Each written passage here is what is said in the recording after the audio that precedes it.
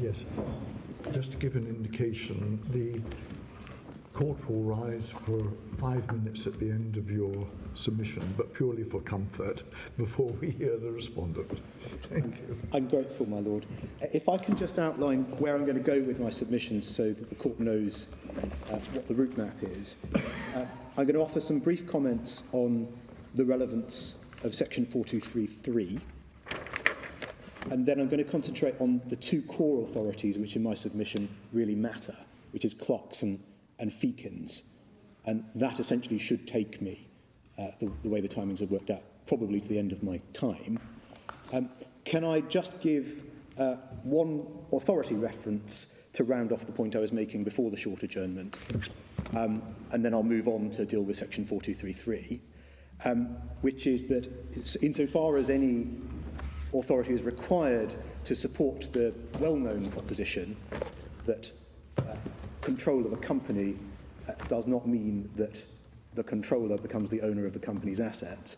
It is the speech of, or the judgment of, Lord Sumption in the decision of the Supreme Court in Petrodel and Prest, that in particular paragraphs 39 to 42, which the court can find at pages 3427 to 3429.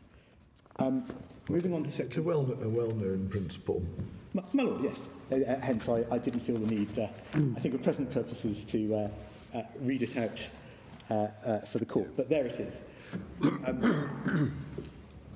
So, dealing with section 4233, the principal relevance of the submissions at this point is to address the way that the bank's case is put, which is that essentially the presence of section 4233 as a mental element within the provision should be used to essentially as a guide or a mould to the meaning of the TUV test in section 4231.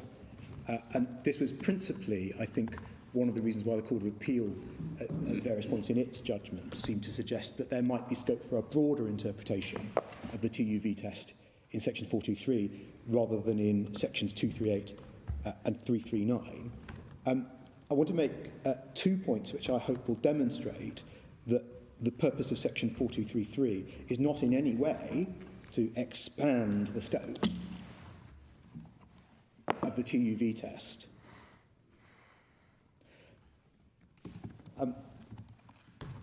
The first point is that there are numerous examples, and I've given some already in the course of my submissions this morning, of things that a debtor can do which will prejudice the interests of his creditors, actual or potential future, which are plainly not within the scope of the TUV test, and which, at least in one case, one can say that was deliberately so. So the first example is the one I actually gave this morning of the full value transaction, which is aimed at converting some item of property which might be ripe for enforcement into another item of property which can be concealed or hidden or taken away. That's the sort of conduct which used to be covered under the Statute of Elizabeth and under the 1925 Act. It was not covered by the TUV test. In my submission, one can logically deduce that Parliament intended that to be so. It intended to change. Well, maybe because Parliament knew that freezing orders had arrived on the scene since the reign of Elizabeth I, and those are now used to prevent that kind of conversion of assets, or removal of assets from the jurisdiction. Well, I'm glad that my lady has brought up the analogy of a freezing order, because one of the series of further examples I'm going to give are examples of things which one would definitely be caught by a Moreover order, but are on no account caught by the TUV test. The point that I'm developing here is to say that the TUV test is just not directed at the same thing as a freezing order. So my second example, which is probably a logical advancement of the first, is that the debtor can move property abroad to a jurisdiction where enforcement by creditors is much harder. That was, of course, the classic reason why the Moreover jurisdiction was developed in the first place, to stop a defendant to a claim from making himself judgment-proof by taking his assets out of the jurisdiction where it may be much harder to enforce them. But on any view, the debtor simply taking his assets from England to somewhere else isn't a transaction at an undervalue. As we discussed this morning, the debtor can destroy his own property without it being a transaction at an undervalue.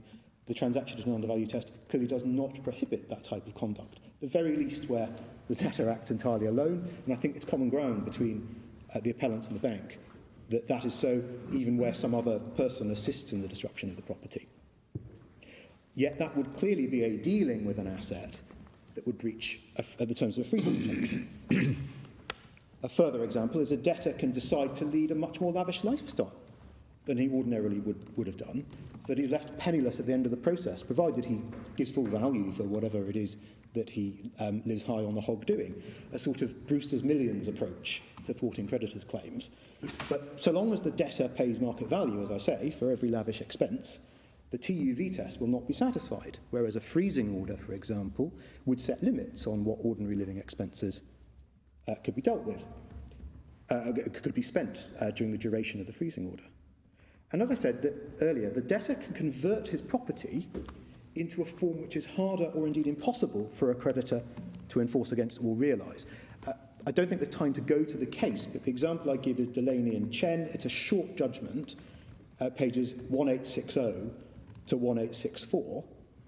And in essence, what happened in that case is the debtors sold their house in a sort of equity release scheme for some cash and a 21-year non-assignable lease in return. It wasn't at an undervalue because there was what was called a surrender value to the lease. But plainly, in doing what the debtors had done, because the lease was non-assignable, it would be the devil's own business for a creditor to try and realise that value. Certainly be hindered or delayed.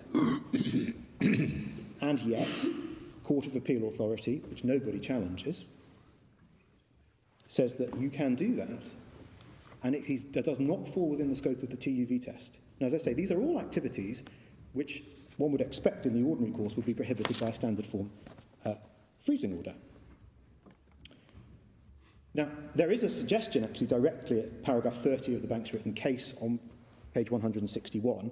I don't think we need to go to it. That the development of the freezing order jurisdiction can somehow inform the interpretation of section 423.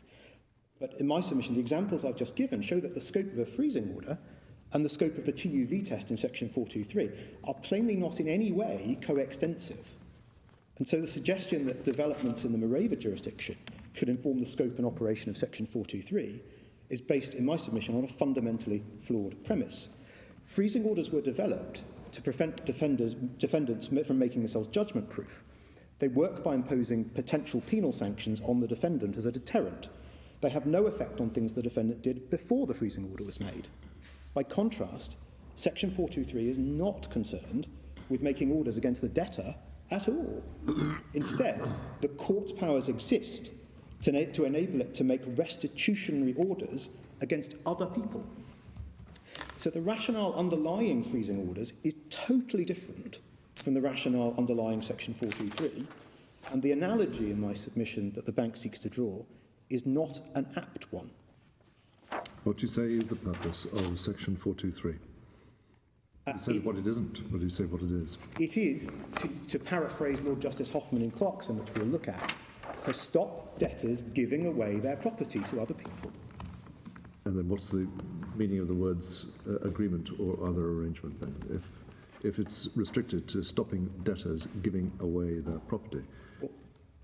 Well, my lord, I have to rely on the submissions I made this morning, that ultimately one can have a convoluted means of getting to a transfer of property, but in the end, at bottom, what the TUV test is about is preventing transfers of property from the debtor to someone else. That's its purpose.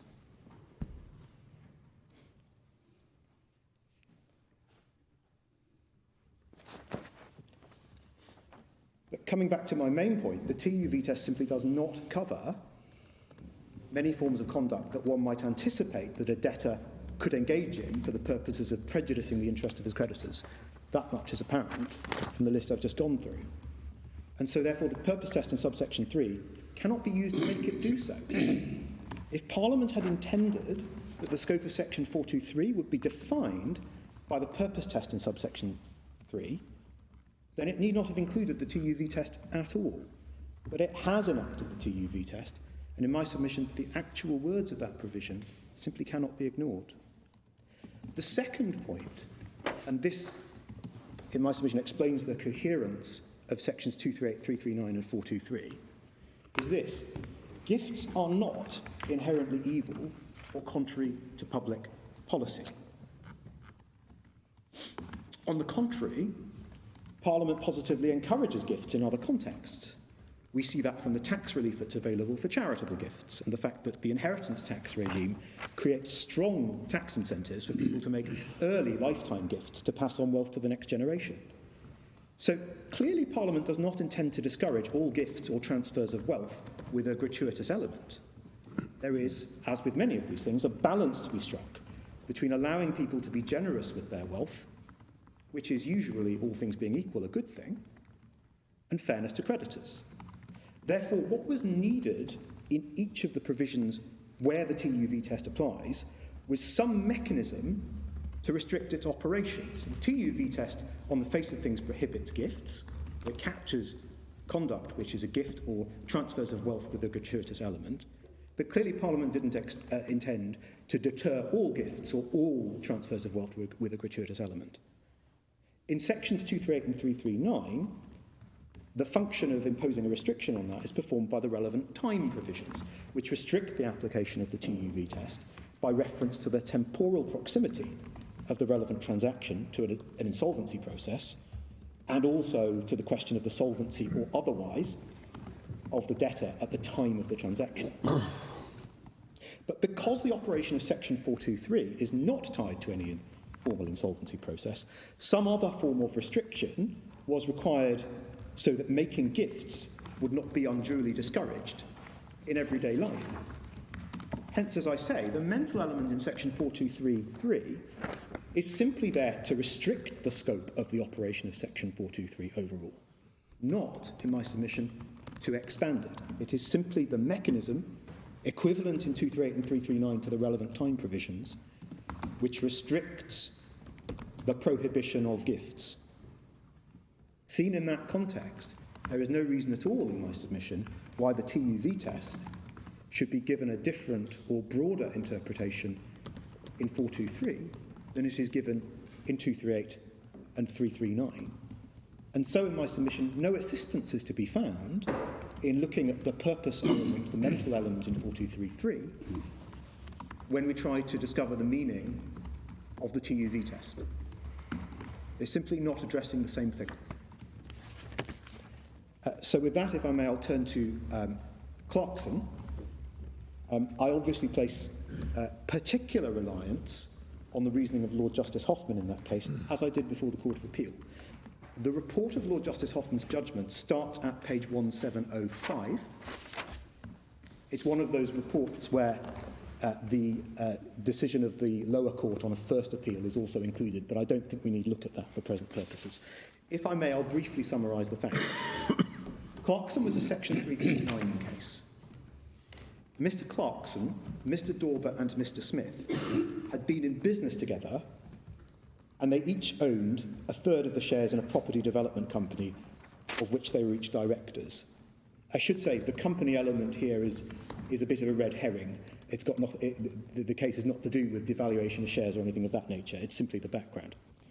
In 1989, when business was good, the company was valued at £1.5 million.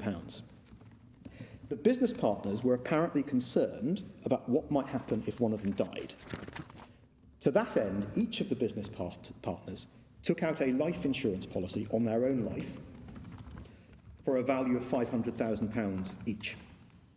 The idea seems to have been that the proceeds of the life insurance policy could be used by the surviving partners to buy out the heirs of the one who had died.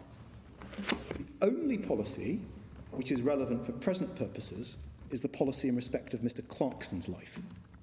Mr. Clarkson settled that life insurance policy on trust.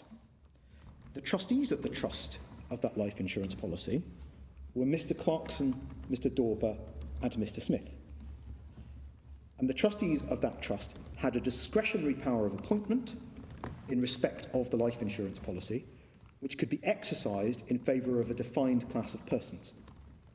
The members of that class included Mr. Dorber and Mr. Smith, as well as Mr. Clarkson's wife, Linda Clarkson.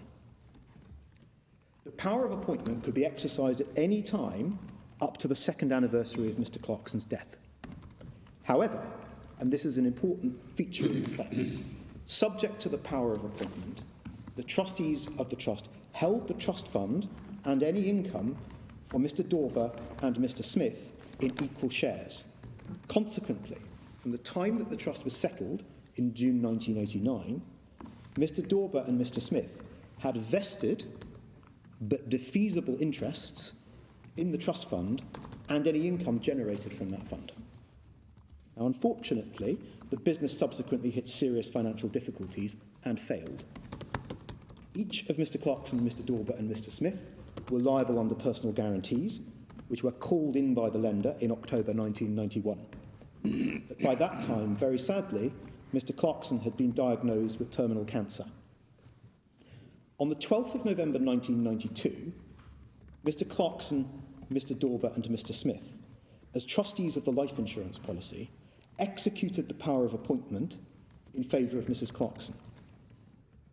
Bankruptcy petitions were presented against all of the business partners, Messrs. Clarkson, Dorber and Smith, between 21st of December 1992 and 5th of January 1993, and bankruptcy orders were subsequently made against each of them.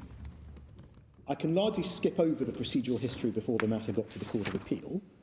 In short, the trustees in bankruptcy of Mr. Dorber and Mr. Smith, I should refer to them as the office holders to avoid confusion with the trustees of the trust, brought claims under Section 339 against Mrs. Clarkson. The Section 339 claims succeeded before a district judge, but that decision was overturned on a first appeal to the High Court. The Court of Appeal ultimately refused the office holders' appeal, with Lord Justice Hoffman giving the only reasoned judgment. Before we look at Lord Justice Hoffman's reasoning, I just want to draw attention to 2 points about the vested but defeasible interest of Mr. Dorber and Mr. Smith under the trust prior to the exercise of the power of appointment. The first point is that the life insurance policy plainly had substantial value even before Mr. Clarkson's death, i.e. at the time of the exercise of the power of appointment, in circumstances where he had already been diagnosed with a terminal illness.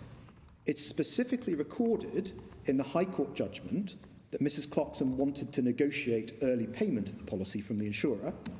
That's at page 1701 of the bundle next to letter D. And that's one way of realising the value of such a policy. You can essentially negotiate or surrender the policy to the insurer.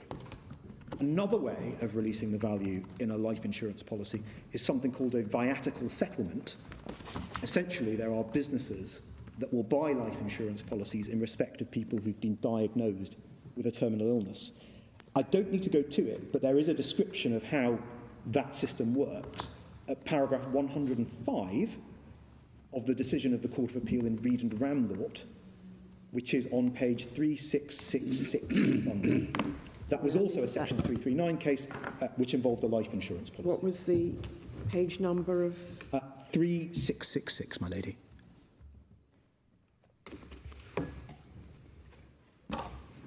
The second point I want to make is that a vested but defeasible interest in a life insurance policy is not without value. Although obviously in valuing that interest, some account will obviously have to be taken of the prospect or likelihood of the interest being defeated.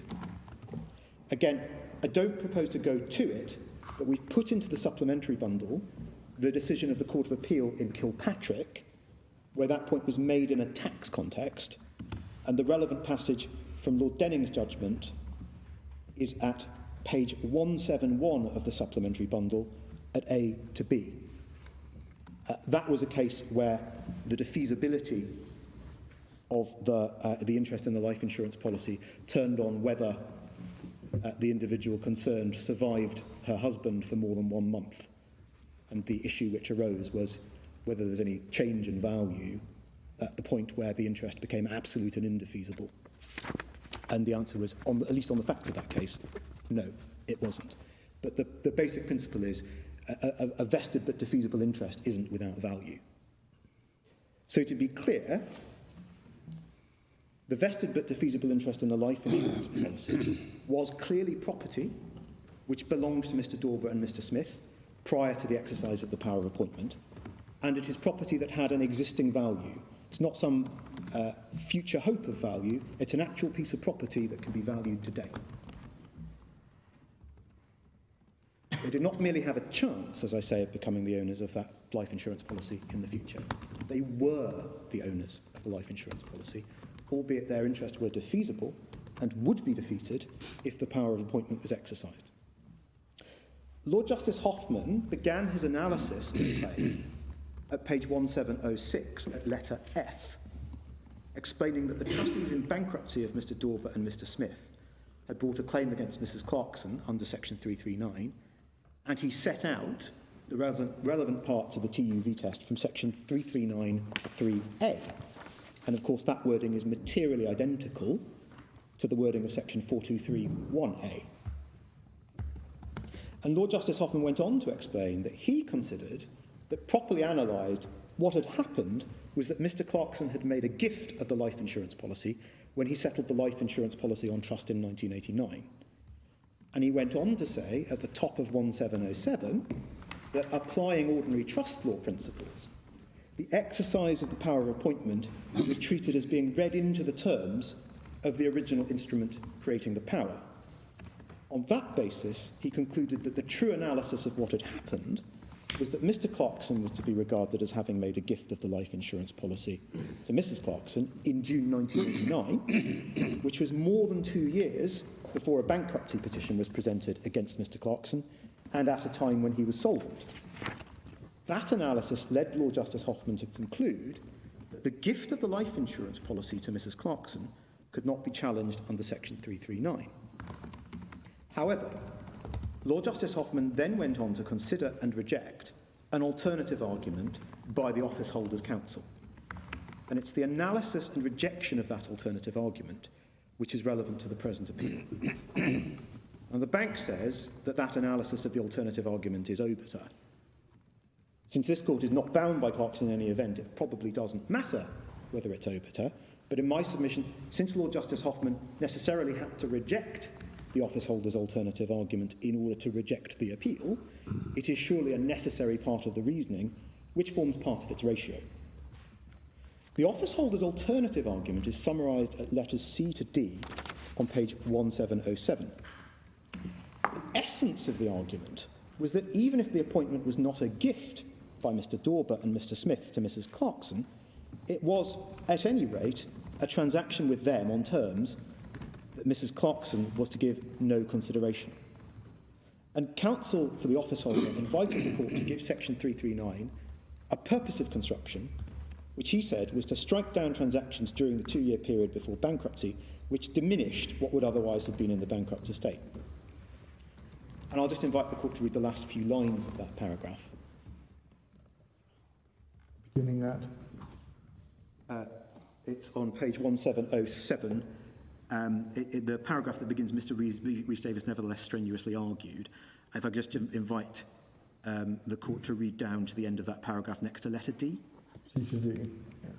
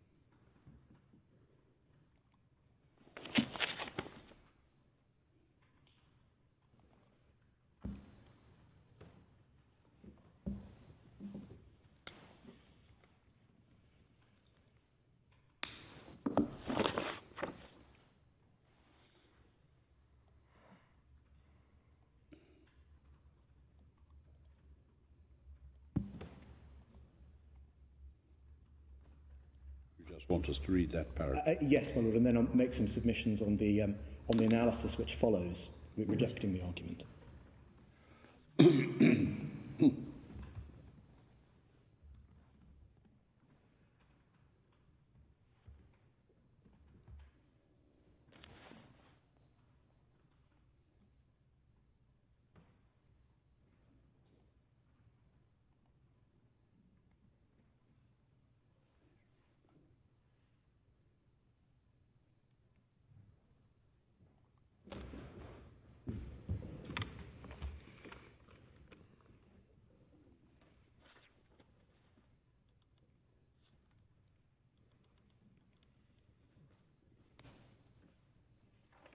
Where do you want us to read that? Just down to the end of the paragraph next to letter D on 1707. I think we've all I think we're all reading ahead now. Yes. So on you go.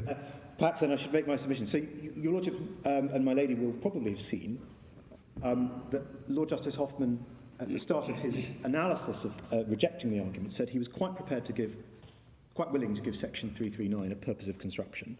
And importantly, he said that it was intended to enable the trustee to recover for the benefit of the creditors any property which he'd given away for nothing or at an undervalue during the relevant period. In my submission, Lord Justice Hoffman's description of the purpose of section 339 is accurate. And the same can be said in my submission of section 423, save that the reference to the relevant period is replaced by the satisfaction of the mental element under section 4233. And Lord Justice Hoffman then went on to consider what property the bankrupts had and whether it could be said that the bankrupts had given away any property. And he explained that Mr. Dauber and Mr. Smith each played a triple part in the settlement. Firstly, and most importantly for our purposes, each had, individually and beneficially, a vested interest in the fund in the case of appointment. As I say, that's an existing piece of property that has a value. But it was an interest which was defeasible. Secondly, each was a potential object of the power of appointment. Thirdly, each of them was a trustee and therefore a donee of the power of appointment. The critical question identified by Lord Justice Hoffman was, are any of these interests property which they have given away? In my submission, that was exactly the right question to ask and exactly the right way to determine if the TUV test was satisfied. Crucially, when considering the vested but defeasible interests of Mr. Dauber and Mr. Smith in the fund, Lord Justice Hoffman said, the interests in default of appointment has been defeated by the joint exercise of the power of appointment. But that does not mean that the bankrupts have given it away. It was, in its nature, an interest liable to defeasance. That is merely what has happened. The critical words in that passage are, that does not mean that the bankrupts have given it away. The key point is that even though the defeasible interest had been defeated, it could not be said that it had been given away to someone else. The defeasible interest simply no longer existed. That was so, even though as a result of the exercise of the power of appointment, a new, absolute and indefeasible interest in the trust fund had been conferred on Mrs. Clarkson. But that did not mean that the defeasible interests had been given away. In other words... This is your summary of the case, but where do we see Lord Hoffman setting this out? The actual wording, my Lord, perhaps simply invite the court to read underneath letter D down to about letter F. D to H, I think, are the submissions, is that right? No, my Lord. D to F is Lord Justice. I apologise, you're right. It's his analysis, yes. Thank you. So I'll just invite the court to read down to about letter F. So their interest evaporated, and even though it was sort of reconstituted as an indefeasible interest in Mrs. Clarkson, that didn't mean that they had transferred it to her. Yes, my lady. I'm not sure I'd use the word reconstituted, but the point is certainly they no longer had the interest, and Mrs. Clarkson has something. But because it could not be said that the interest had been given away, that was fatal to the Section 339 claim in respect of the vested but defeasible interests. But now, the remaining analysis thereafter about the relevance of Mr. Dauber and Mr. Smith being potential objects of the power of appointment and also being donees of the power is very interesting, but in my submission of limited relevance to the issues in this appeal. The true significance... Sorry for interrupting, but could you then just read that across to the facts of this case? Yes. Exactly how you say it impacts on the facts of this case. Well, that's exactly what I'm coming to, my Lord. Your Lordship is ahead of me. As I say, the true significance of Clarkson is that the analysis of what happened to Mr. Dauber and Mr. Smith's vested but defeasible interest provides clear support for the first, second and third propositions that I identified right at the outset. Here we have property which was lost to the debtors, but that was not sufficient to engage the TUV test. We also have another person... Just one moment. So you had property lost to the debtors? Yes, my Lord. Right. But that was not sufficient to engage the TUV test.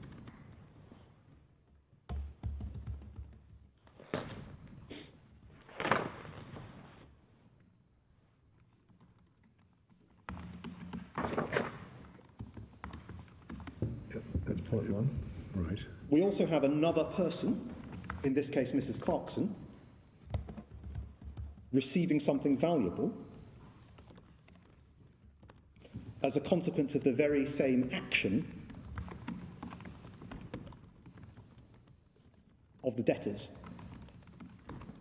But that was not sufficient to satisfy the TUV test.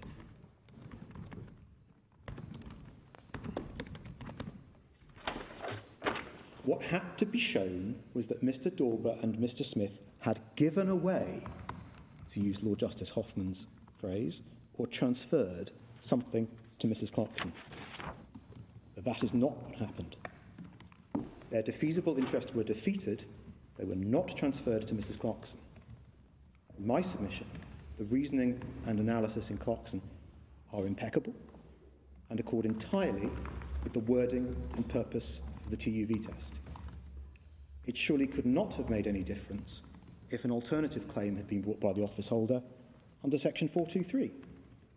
The defeasible interests would still not have been given away, regardless of what purpose Mr. Dauber and Mr. Smith had when they joined with Mr. Clarkson to exercise the power of appointment. Well, the property rights of the company aren't defeasible in this case. They are substantial. They own the property. Okay? Yes. And if you construe a transaction as being an arrangement which involves the company and the recipients, then hasn't the property been given away or transferred in no sense. under that transaction? In no sense, my lord, have the shares been given away or the value. No, not the shares, but the actual property itself. But that is the very thing, my lord, that the bank claims it is not arguing. They say they're concerned with the diminution in the value of the shares, not with the company's property.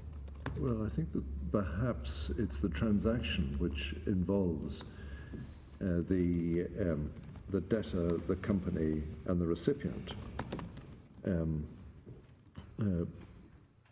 That is property being given away, or certainly at an undervalue, in respect of that transaction. But the mental element would be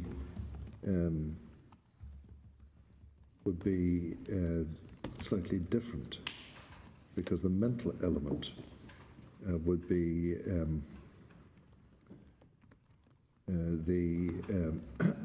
I'll just turn up the section.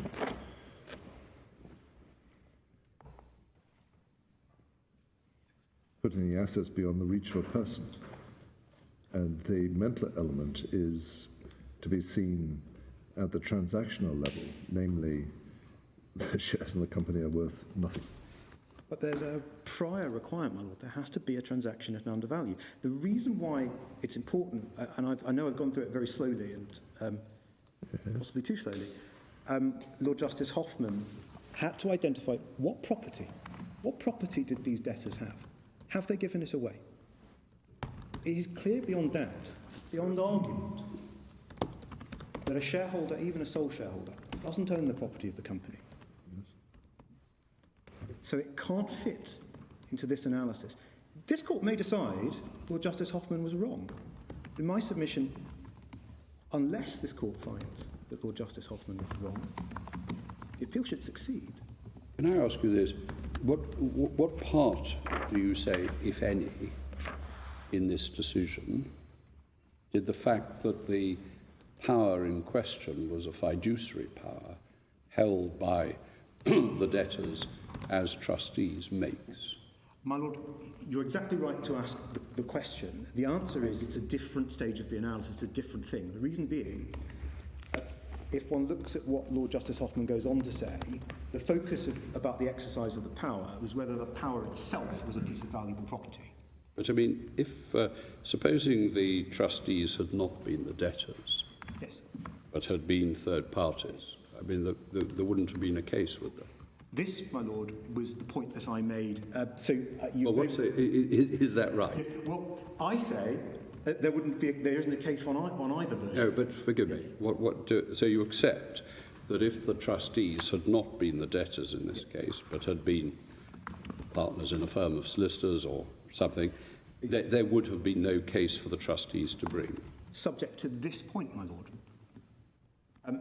I accept that the debtor does not have to be a party to the legal event that is said to be.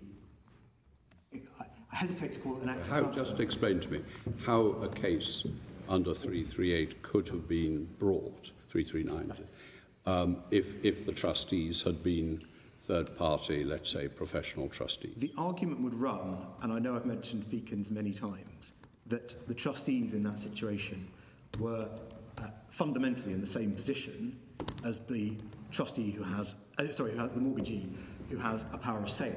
A mortgagee with a power of sale, that's the mortgagee's power. It's not a fiduciary power. Absolutely, my Lord. But here they're fiduciary power. The critical point is that the reason why persuading the mortgagee to exercise the power of sale was found to be a transaction had nothing to do with the nature of the power that the mortgagee had, but simply to do with the fact that they had caused the mortgagee to exercise it. In my submission, so what I put to you was that all that would happen was that the trustees who are not the debtors but are third-party professional debtors make the decision to appoint Mr. Clarkson's policy to Mrs. Clarkson. Yes, my Lord. Now, if those were the facts, could any claim have been brought under Section 339? Those bare facts? No, for the simple reason it couldn't have been said that Mr. Dauber and Mr. Smith had done anything at all. Well, now here, it could only be said that Mr. Dauber and Mr. Smith had done anything because they were the trustees. My Lord, I don't accept that, and the reason I don't accept that is if I posit a situation where we have what in these facts did not involve Mr. Dauber and Mr. Smith as the trustees?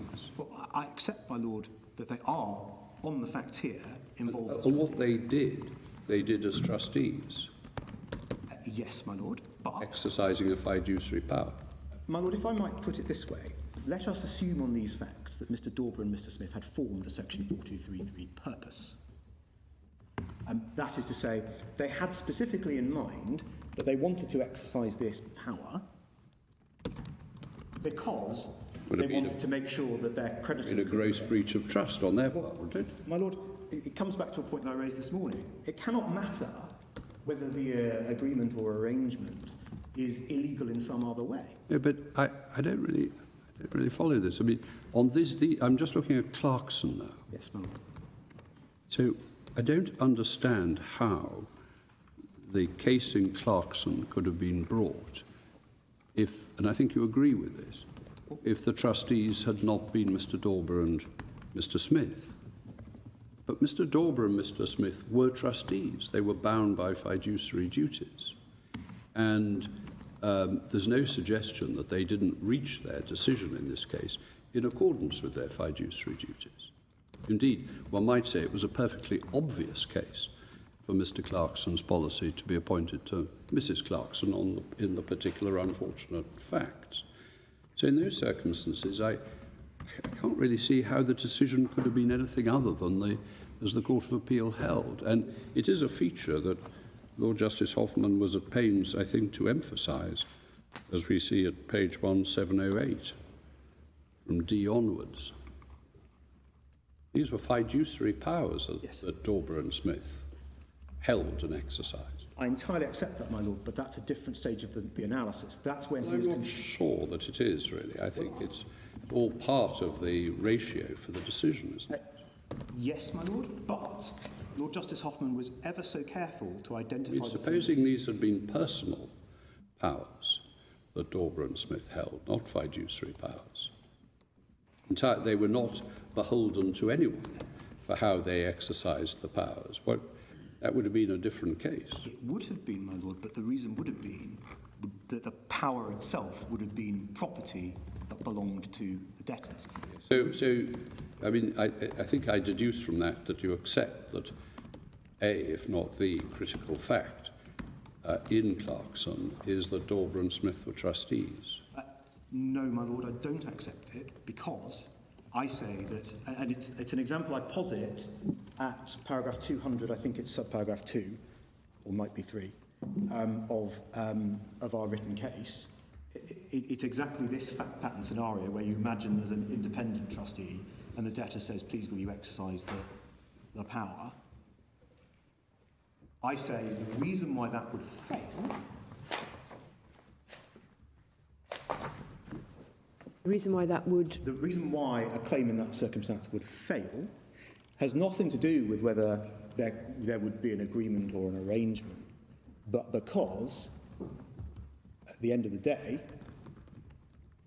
nothing has been transferred.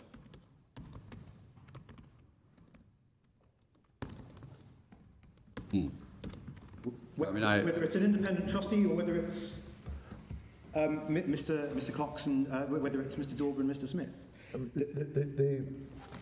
As I understand it, the importance of this case for you can be summarised at 17.7 at letter G.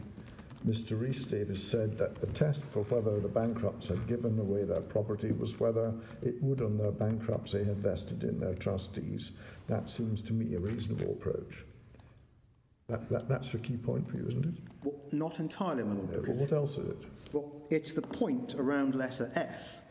It's the analysis of the situation as to what has happened to the defeasible interest. It's been defeated, but it's not been given away. But supposing... Well, he goes on to say that the interest in default of appointment would have vested. That doesn't help because it remains a defeasible interest. Yes. Yeah, but... Lord Richards has been asking you about the importance of the status as trustees. If you read the very final paragraph of Lord Hoffman's judgment on 1709, it does seem to support Lord Richards' analysis. Mr. Clarkson made a gift in settlement which vested in his wife. That was unaffected by the bankruptcy more than 2 years later, and the fact that the trustees who jointly exercised the power in favour of his wife became bankrupt less than 2 years afterwards is irrelevant.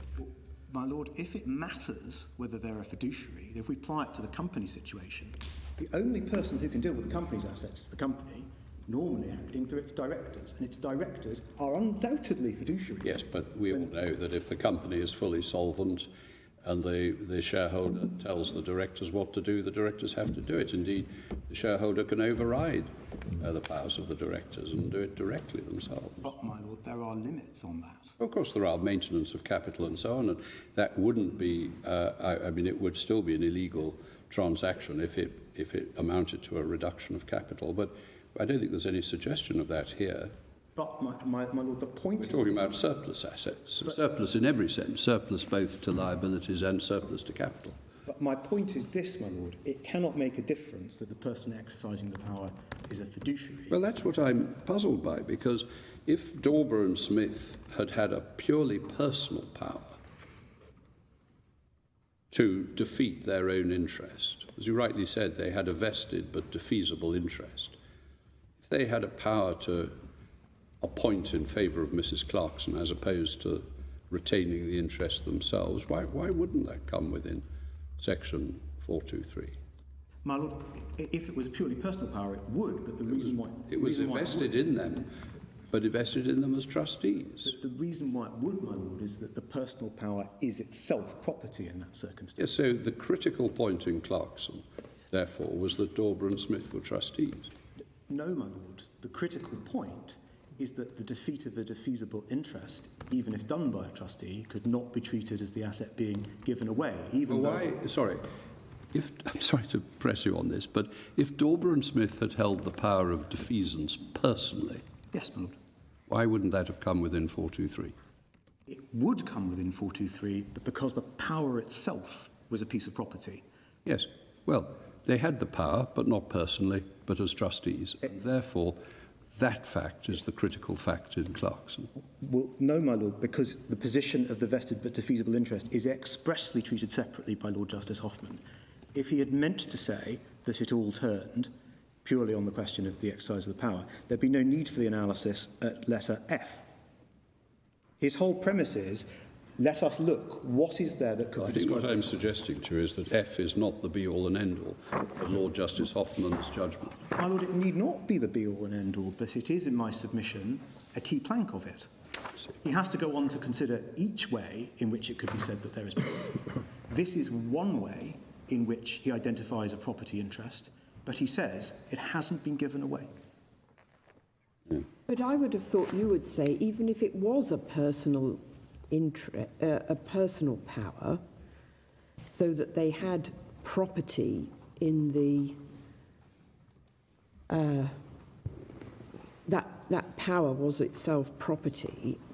If they then appoint the benefit of the policy to her, that's not a transference of the power that was their property, because what she gets is the benefit of the policy, not the power of appointment that they had.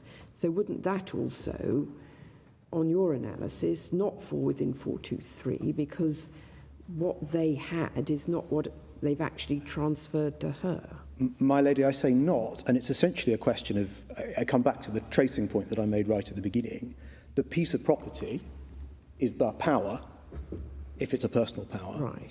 And Section 423 can trace the end product of the exercise of that personal power, which is a piece of property, into the hands of someone else, even though it's in a different form. But it's fundamentally different to defeat a defeasible interest. So you would still say that if they had a personal power, that would be property. They then decide to exercise that in her favour, but you would say that the benefit that she gets is traceable in Yes. a non-technical sense back from what they had, which they effectively destroyed by exercising it. I come back to the point, my lady, that the nature of a purely personal power of appointment is simply a form of property over the asset. A general power of appointment is ownership, or at least tantamount to ownership. And so in the posited case, if you have a general power of appointment, then one can see that there you have given away your property, you've given away the power, just as much as if you'd assigned the power, which you could Well, conceive who of. have you given it to? You've given it to the person in whose favour you have exercised it. But that is analytically entirely different. Given the power to... You haven't given the power away, you've given the property away. Yes, my lord, but the property is, where you have a general power of appointment, that is tantamount to ownership of the property in respect of which you have the But power. the curiosity, but here it was a vested defeasible interest in the policy. It was their policy subject to defeasance. Yes, my lord. It's not just the power of appointment which is vested or not vested in someone, it's actually the policy. And they would have got it if they had not exercised the power of appointment. Weren't they the default? They were indeed, my lady. They would have got it if it wasn't exercised within 2 years. But the point I'm making is, I accept that Lord Justice Hoffman distinguishes between a fiduciary power and a personal power. But my short answer as to what the position would be if it's a personal power is the personal power is a piece of property that belongs to in this case the bankrupts. And so that's an They entirely would own different... both the power and the policy. Yes. It's tantamount to ownership of the policy. Cases like Tasarruf and Merrill Lynch establish this. I don't have the reference, but we can find it if we need to. But that's where you've got a situation where someone has a power to revoke a trust, and it was found that you could, the Privy Council found that you could appoint a receiver by way of equitable execution over it because it was tantamount to ownership of the property. So that's the situation if it had been a purely personal power. But as I say, I come back to the point that, tempting though it is to go on to the next bit of the analysis, which deals with the power and the exercise of the power, the critical feature, so far as we're concerned, is Lord Justice Hoffman's insight that even doing something which had caused the defeat of their defeasible interest could not be considered to be a transfer. And that's the point I say, either Lord Justice Hoffman was right about that or he was wrong. In my submission, he was right. But it cannot be ignored.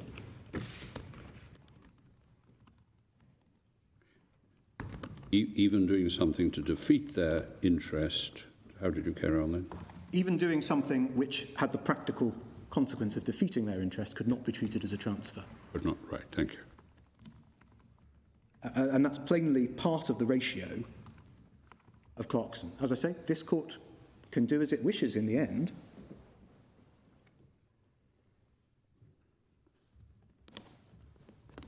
And to map this across, the trust is the equivalent of the company, and the settlement is the equivalent of the company here, and the policy is the asset, or the 9 Hyde Park, and the trustees are the equivalent of the shareholders, and Mrs. Clarkson is the equivalent of your clients. Is that... I'm not sure I'd quite put it that way, my lady. The way I would see it is something's clearly happened to the value of the shares of the debtors. I accept that. Assuming it was a solvent company before and the company has transferred an asset away, we can all see that that's going to have an adverse impact on the value of the shares if the company was solvent. The question is that diminution in the value of the shares, which is the entire focus, at least on the face of the bank's case, is that something which can be characterised as the giving away of property which belongs to the debtor? In my submission, it's not, and in the case of the shareholder, it's an even clearer case than the defeasible interest, because the shareholder still has the shares. They may be less valuable, but he still has the shares. But even in a case, whereas with the vested but defeasible interest, the debtor simply doesn't have anything at all, it's still not a transaction at an undervalue, because it hasn't been given away. So you accept that because of the diminution in the value of the shares, there is a financial loss? Undoubtedly, my lady. Yes, and so, but you say in your Proposition 1 that's not enough. It's also not enough that your clients got the houses, because, and also there's no transfer from the debtor because the property was all owned by the company and he's only a shareholder. That's how the jigsaw fits together. Yes. Yeah. If the logic of my argument is accepted, and it's for this court to decide whether it should or should not be, but that's how I get there, my lady, and I think your ladyship has summarised it entirely accurately. You say that any correction to that injustice should be done by the legislator. Well, if it is an injustice... Well, we're working on assumed facts at the moment. Yes, if it is an injustice, then the legislature can fix it. But as I pointed out, there are a great many things that debtors can do to prejudice their creditors' interests, which are not caught by the TUV test. I'm not going to repeat them all. We've been through them. It's not enough to say, here is something bad that has happened to a creditor, and therefore something must be done when we think of the children. It's Parliament's job to think of the children, or in this case the creditors, not the job of the courts to try and expand the meaning of the section beyond its proper bounds. I was proposing to deal with Feekins, unless there are any specific questions on Clarkson at this stage.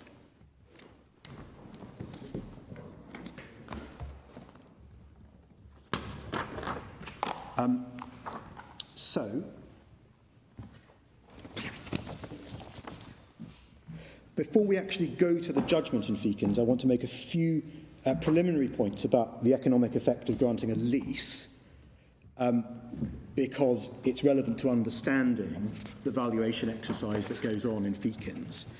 I certainly don't think we need to go to it, but we've put the House of Lords decision in Sportelli in the supplementary bundle, which contains some helpful discussion of these issues, should your lordships and my lady want to look at it later. But to save time, I'll just give the references to the passages now, and I'll summarise the principles. Firstly, paragraphs 2 and 3 of the speech of Lord Hoffman, starting at page 43 of the supplementary bundle. I should say it's actually a dissenting speech, but I don't think those particular paragraphs are in any way contentious. And secondly, paragraphs 58 to 63 of Lord Newburger's speech, starting on page 57 of the supplementary bundle. And in summary, there are 5 points to bear in mind.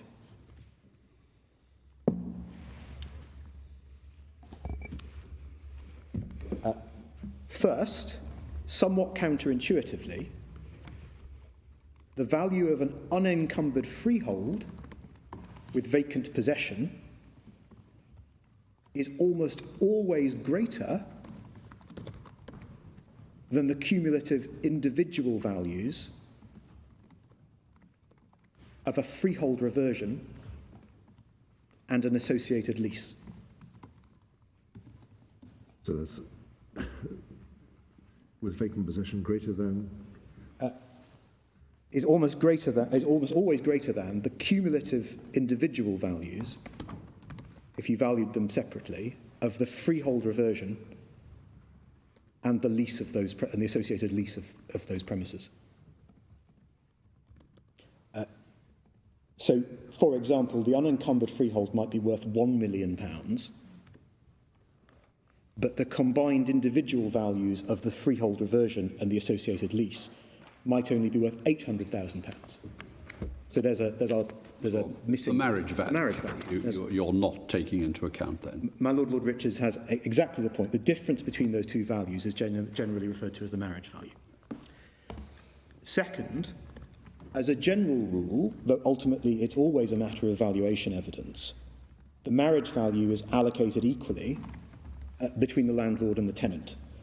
So on the values I just gave, the total marriage value created by the grant of the lease would be £200,000, and it would be divided equally between the landlord and the tenant. And the reason for this allocation is that, generally speaking, in order to realise the marriage value, the landlord and the tenant both have to work together and consent if each of them is going to realise the marriage value, and each has an effective veto.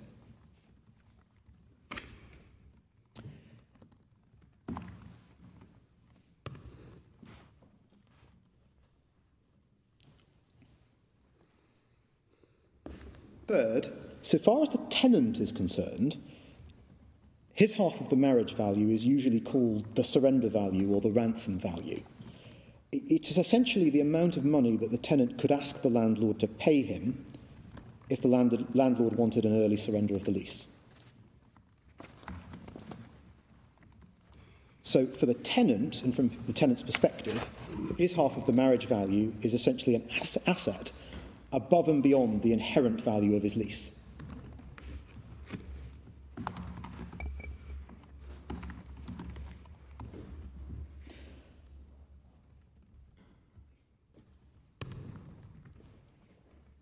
Fourth, so far as the landlord is concerned, his half of the marriage value takes effect as a diminution in the value of his freehold reversion. That is to say, it reduces the value of the asset he has in his hands.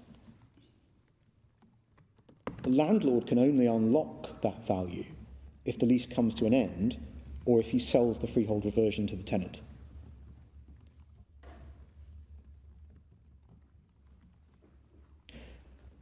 Fifth, for that reason, when the freehold reversion is up for sale, the tenant is regarded as a special purchaser, because if he buys the freehold, then he will unlock the whole of the marriage value, whereas any other purchaser would not obtain that benefit.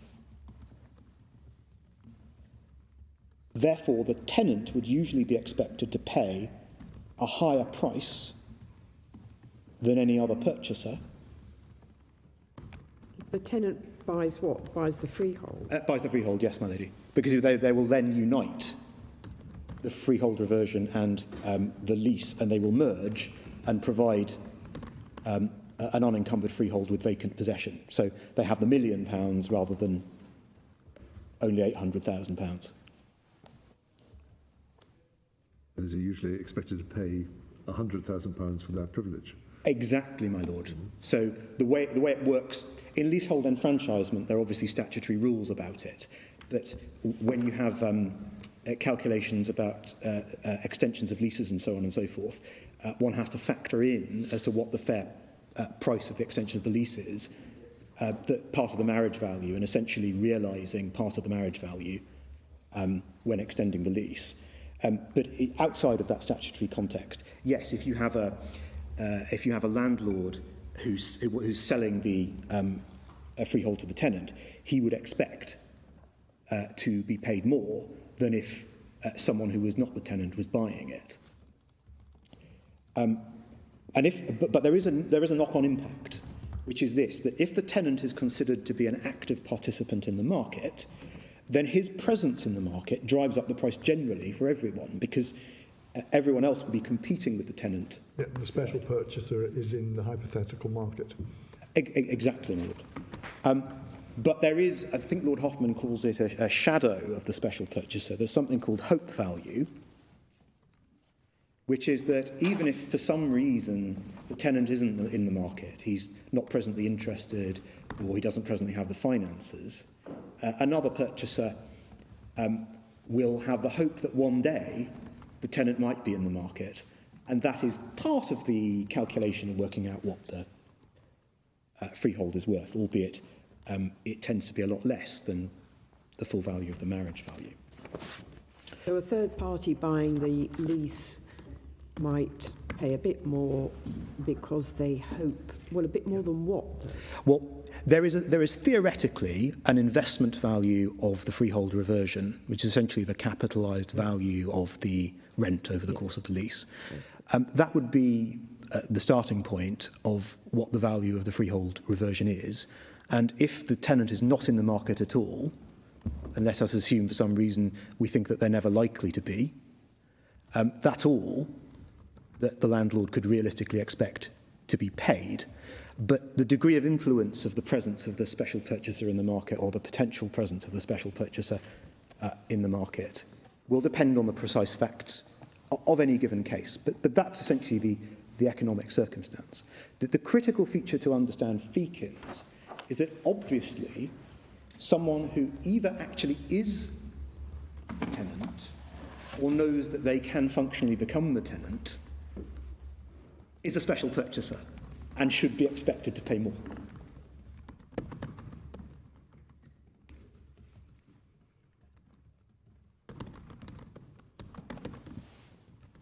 So that brings me, if I may, to explain the facts of Feekins.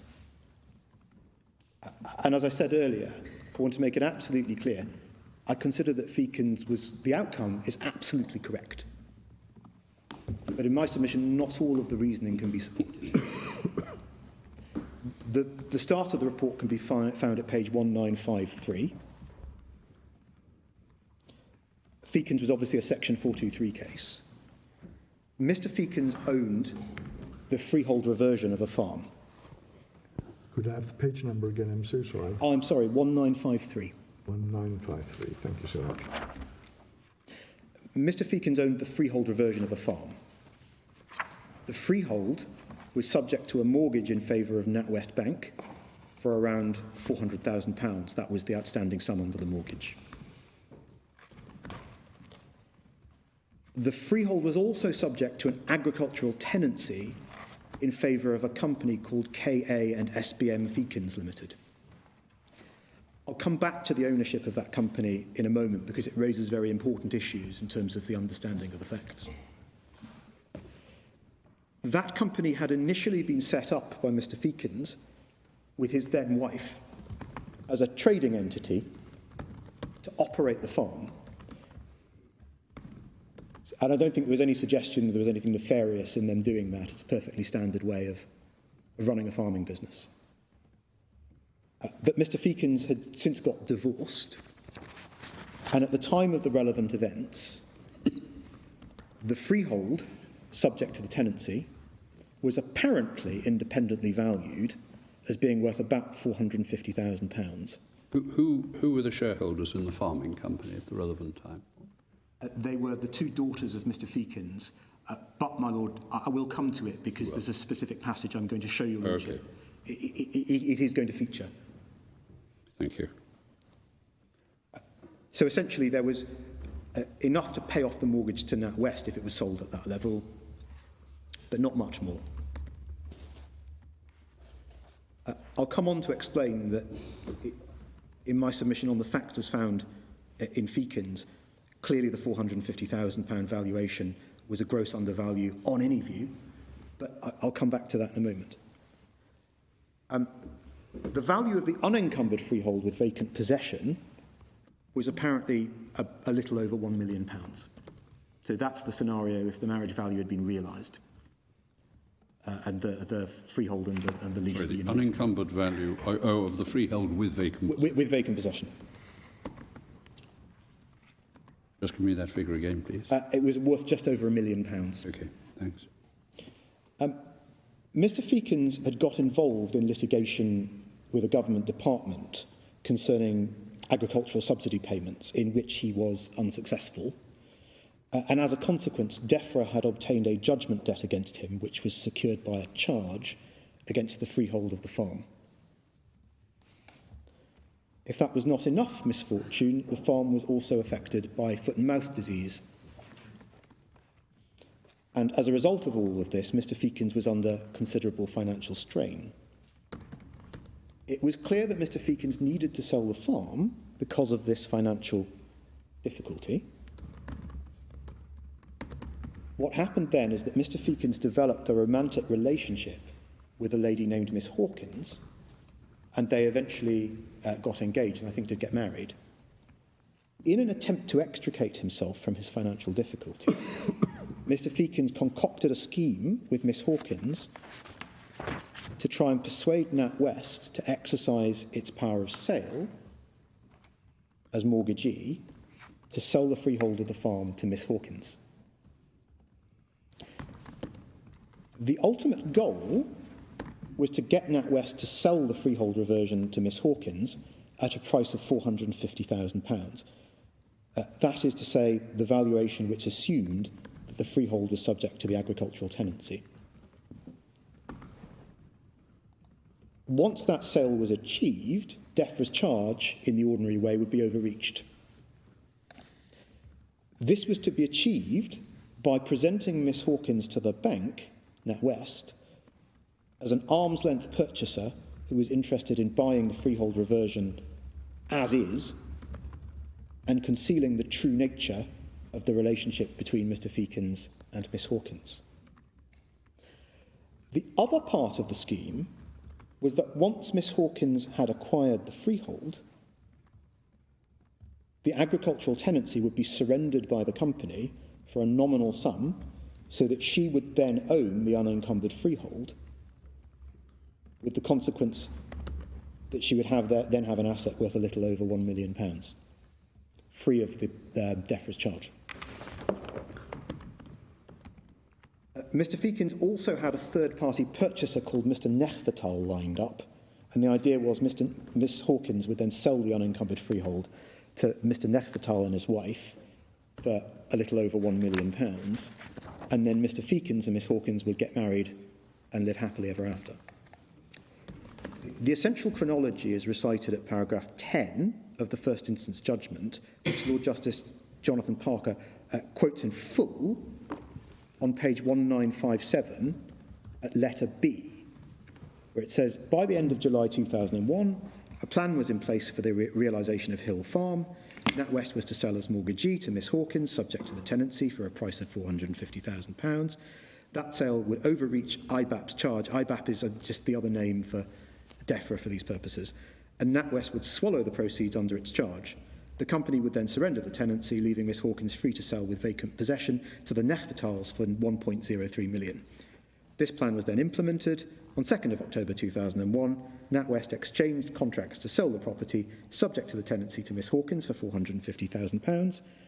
That contract was completed the following day, with money borrowed by Miss Hawkins from Mr. Feakin's brother, Robin Feakins. Miss Hawkins then entered into a contract to sell to the Neanderthals for £1.03 million, a deposit of £103,000 being paid, with completion fixed for 30th of November 2001. Mr. Feakins and Miss Hawkins then left the country for a 4-week holiday in Australia.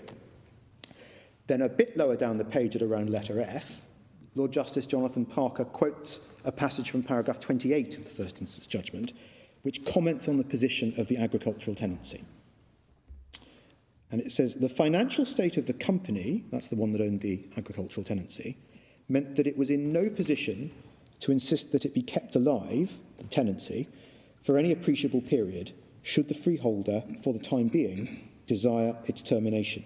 The only circumstance in which the tenancy potentially had an exploitable value as an asset of the company was one where the freeholder was contemplating a sale with vacant possession and needed to be able to secure a surrender for the purpose of being able to give vacant possession. Now, my lord, it's not entirely clear exactly how the trial judge thought that a freeholder would be able to force the surrender of the lease, but it seems reasonable to assume that rent was payable under the lease and that if the company was in serious financial difficulties, then the lease might be forfeited. Whatever the judge had in mind about that, the effect of his factual finding is clear. Any freeholder could probably have forced the termination of the lease after a fairly short period if it had wanted to. And the short point I want to make about that is, in my submission, that point alone probably provided sufficient basis for finding that the freehold reversion was sold to Miss Hawkins as a significant undervalue, regardless of anything else that happened. And the reason I say that is that any proper valuation of the freehold reversion should have taken into account the likelihood of any freeholder being able to force a surrender of the agricultural tenancy. And it seems highly unlikely that the valuation that was obtained took that properly into account if it simply assumed that the agricultural tenancy would continue. Well, what was NatWest doing then, selling it to her at an undervalue? One of the great mysteries of the case, my lady, and one of the comments, I don't think I have the reference immediately, is the bank itself had suggested it wouldn't matter at one stage of discussions if a related person, say perhaps an auntie, bought the property. Heaven knows what NatWest thought they were doing, but there are questions to be asked about NatWest, frankly, in this case. But it's recorded at page 1959, just under letter H, that the two valuations of Hill Farm that were obtained by NatWest were obtained on the basis that an agricultural tenancy was in place. But as I say, that was surely a fundamentally incorrect basis on which to value the freehold of the farm, if, as the trial judge found as a fact, any freeholder would have been in a position to force the termination of the lease after a relatively short period. And then if we go on to page 1961 at letter H, and over the page, Lord Justice Jonathan Parker quotes paragraphs 47 and 48 of the first instance judgment. He says this: following the conclusion of his divorce proceedings against Sarah, that's the ex-wife. Sorry, which paragraph are you in? This is quoting paragraphs 47 and 48, which is why it's difficult to find. It's at letter H on page 1961, my lord. I see. Thank you. And it says, following, this is quoting, I think it's Mr. Justice Hart who had been the trial judge. Following the conclusion of his divorce proceedings against Sarah in June 2000, the shareholdings in the company were held as to 90% by Mr. Feakins and as to the remaining 10% by his son Matthew. By that date, it was, as it had been since 1997, hopelessly insolvent. Its balance sheet as at 31st of March 2000, so it's about 18 months before the events we're concerned with, not in fact signed off until 10th of January 2001, showed current assets of 228,508 and creditors of 648,199. Of those creditors, some 225,000 consisted of indebtedness to NatWest secured by Mr. Feakins' guarantee. The assets of the company represented the amount owed by Mr. Feakins to the company, probably not worth much given Mr. Feakins' financial difficulties, following the transfer to him of its assets and stock in the year ended 31st of March 1998. And then the critical factual finding, the shares in the company were accordingly plainly worthless. At some point prior to 1st of August 2001, Mr. Feakins appears to have transferred his shareholding in the company to his daughters Kathleen and Charlotte, both of whom were then students. It's not clear when the shares were transferred or why. As to the timing, no share transfers have been disclosed. The only evidence consists of an annual return form apparently signed on 1st of August 2001, recording 40 shares as having been transferred to Charlotte and 50 to Kathleen on 1 September 2000. It seems doubtful, however, whether that return was ever made in the form in which it had been produced to me, since the form supplied by Companies House for completion the following year continued to show Mr. Feakins as holding 90 shares. And this is the critical factual finding. However that may be, the case before me has proceeded on the footing that the shares had been transferred by 1st of August 2001. The exact date is not important. Now, a number of important points emerge from those factual findings. First, there is a clear factual finding that at all material times, the company which owned the agricultural tenancy was, quote, hopelessly insolvent, and that the shares in the company were, quote, plainly worthless. Therefore, this was not a case where anything done by the company affected the value of its shares. Second, although the trial judge was clearly suspicious about the circumstances in which the shares in the company came to be transferred to Mr. Feakins' daughters, he expressly proceeded on the footing, as he described it, that the shares had been transferred to the daughters by 1st of August 2001. And as...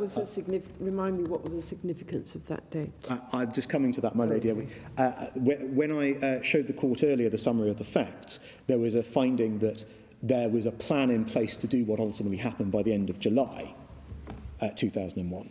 But since the judge took the view that the precise timing of the share transfer did not matter, he clearly did not think that it mattered either way, whether the transfer of the shares took place before or after Mr. Feakins had come up with his plan. And it doesn't seem to have been a feature of anybody's argument that the transfer of the shares was in any way, for these purposes, part of the transaction. Maybe someone could have put a case like that, but it's not one that was actually advanced. So on that basis, even if the shares had been valuable, Mr. Feakins didn't own the shares, either at the time when the freehold reversion was sold to Miss Hawkins, or when the agricultural tenancy was surrendered. In the light of those findings, Feakins is clearly not a case which is concerned with a shareholder diminishing the value of his shares. So in any view, it's not a case which provides any direct support for the bank's argument about causing a diminution in the value of the debtor's shares. On the contrary, this was a case where the judge proceeded on the footing that Mr. Feakins did not own the shares. He had no formal legal power over the shares at all. All he had was the practical ability to persuade his daughters to do as he asked. But in my submission, as a matter of analysis, that's no different to the position of a debtor who persuades his elderly relative to change as well. The actual reasoning of both the trial judge and the Court of Appeal seems to have been based on the idea that the agricultural tenancy could simply be treated as Mr. Feakins' property because he had practical control of it. We'll come to paragraph 80 in a moment where it says that. That can be seen in the quotations from the trial judge's judgment, which appears at page 1964, at the quoted paragraphs 50 and 51 from letters D to F. So just under letter D, 2 or 3 lines, the reality is that the tenancy was throughout. Which page? This is page 1964. It's quoting paragraphs 50 and 51 of the first instance judgment. One of the confusing... where were you reading? We're looking at paragraphs 50 and 51. 50 and 51. And the last sentence of paragraph 50, the reality is that the tenancy was throughout treated by Mr. Feakins as an asset disposable by him for his own and in the final play for Miss Hawkins' benefit. And then he describes the evidence he heard at trial, this is the trial judge, of the two daughters, The judge concludes in the last couple of sentences of 51, it is as plain as can be that their role in all these matters was simply to do their father's bidding, a role which they dutifully performed. They cannot be criticised for any lack of filial loyalty. And as I say, that approach is rather continued at paragraph 80 of the Court of Lord Justice Jonathan Parker's judgment, at page 1975, where he says, I turn first to the consideration, if any, provided by Mr. Feakins under the transaction in question. In the first place, I reject Mr. Dowding's submissions that Mr. Feakins provided no consideration since the tenancy was surrendered by the company. Given Mr. Feakins' control of the company... I'm awfully sorry, you've lost me again. Where are you? This is paragraph 80 on, I believe, page 80. 1975. Right. Thank you. So where he says, paragraph 80, I turn to the first to the consideration, if any, provided by Mr. Feakins under the transaction in question. In the first place, I reject Mr. Dowding's submission that Mr. Feakins provided no... What was the transaction that he's put in quotes there? What is he talking about? Well, the way he characterises it, my lady, is that there are two elements of consideration being provided. This is where I part company from Lord Justice Jonathan Parker. But My latest question is, what was the transaction? And then we'll get to the consideration. It was the combination of the sale by the bank and the surrender of the tenancy. I see. yes, it's the agreement or arrangement between Mr. Feakins and Miss Hawkins to bring about that sequence. Those two stages, yeah. Exactly, my lord. But the point about it is that what he does is he characterises what happens with the agricultural tenancy as a form of consideration provided by Mr. Feakins, even though it had been found as a fact that the company was actually owned by the daughters, and the daughters were the directors, not Mr. Feakins, and even though the shares were worthless. And that's why I say that part of the reasoning is problematic. So whereabouts do we find that reasoning? It's paragraph 80, right. My lord, and in that section generally. But the specific reasoning where he treats Mr. Feakins' practical control of the company, albeit not legal control, as being him providing consideration, is at paragraph 80 in the passage that I was just reading out.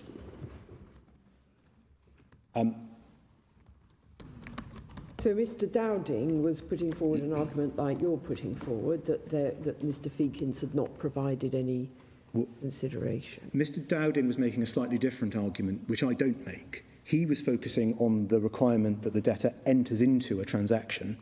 Right. And he made the error that I think the bank accuses me of making, which is saying that you need to be a party to the relevant legal act, in this case the surrender of the agricultural tenancy. You're not arguing that? I'm not arguing that at all, my lord.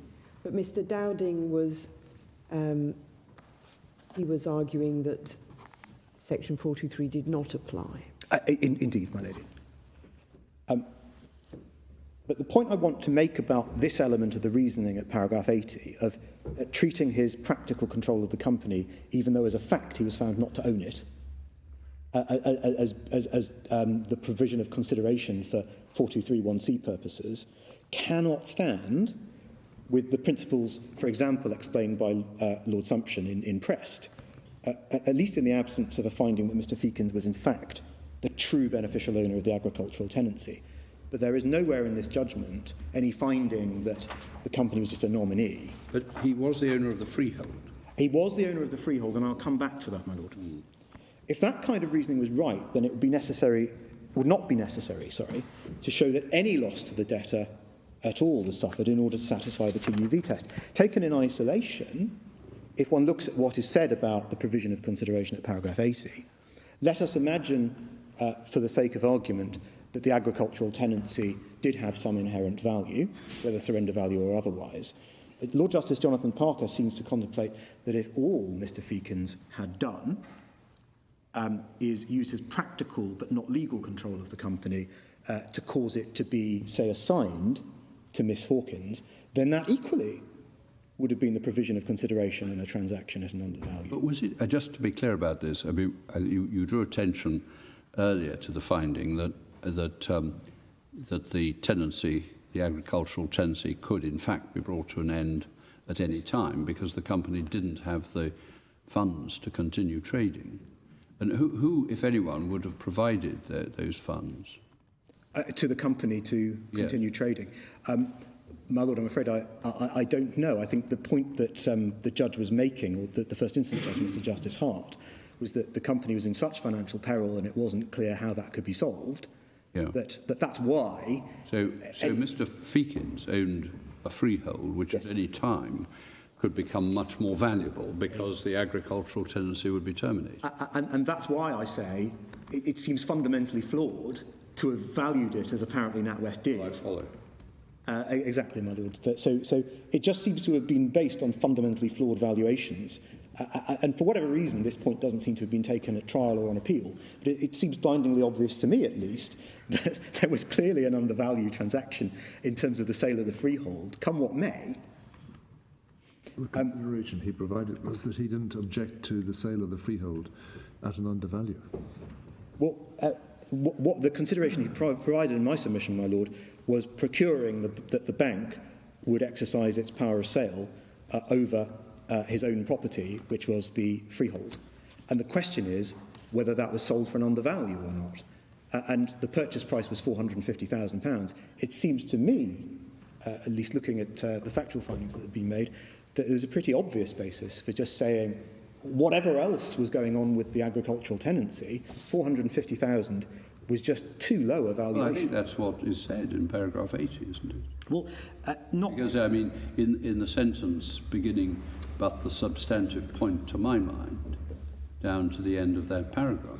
Well, my lord, there are two separate points here. One is, what was the position... Let us imagine that none of these shenanigans had gone on with the surrender of the agricultural tenancy. We just put that to one side. In my submission, even if there'd been none of the shenanigans with the agricultural tenancy, on the factors found about how vulnerable that lease was and how it couldn't have been kept alive if the freeholder wanted it to come to an end for any appreciable period, the discount in the value of the freehold was just way too much. It doesn't seem to have taken into account that particular factual circumstance. It seems to have assumed... Yeah, well, but I mean, but isn't that really the essence of what's being said? The substantive point to my mind is that the implementation of the quote transaction led and was intended to lead through the medium of the sale by NatWest to the ownership of the farm being transferred from KF to Miss Hawkins, where she took it free from both the charges and the tenancy. Well, that's my secondary point, my lord, that let's put to one side Mr. Justice Hart's factual finding that any freeholder could probably have forced the lease to be surrendered. Let's assume that the tenant would have been in a strong position to insist it continued if they wanted to. Then the question arises, is it an undervalue? And the reason why it still is because of the shenanigans that go on. So do they put on one side the fact that the company couldn't actually afford to keep the tenancy in place? Well, is that sort of additionally wiped out of the picture at some point? The difficulty I have, my lord, is we've only got such reported facts as we've got. All I can say is that the judge appeared to make a finding that suggested that the agricultural tenancy should probably be disregarded largely in terms of valuing what the freehold was worth.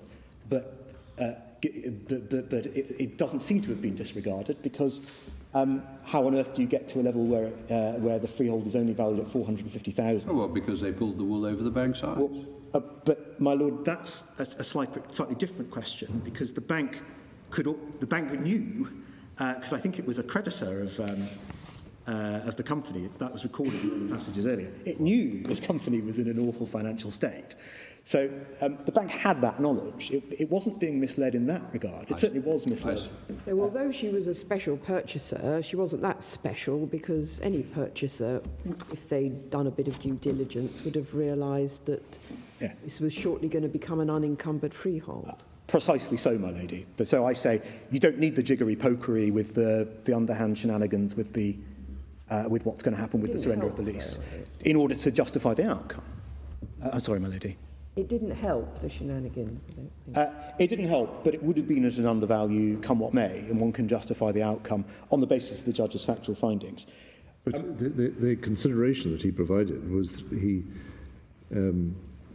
either didn't receive any consideration or he received much less consideration for his freehold than he deserved.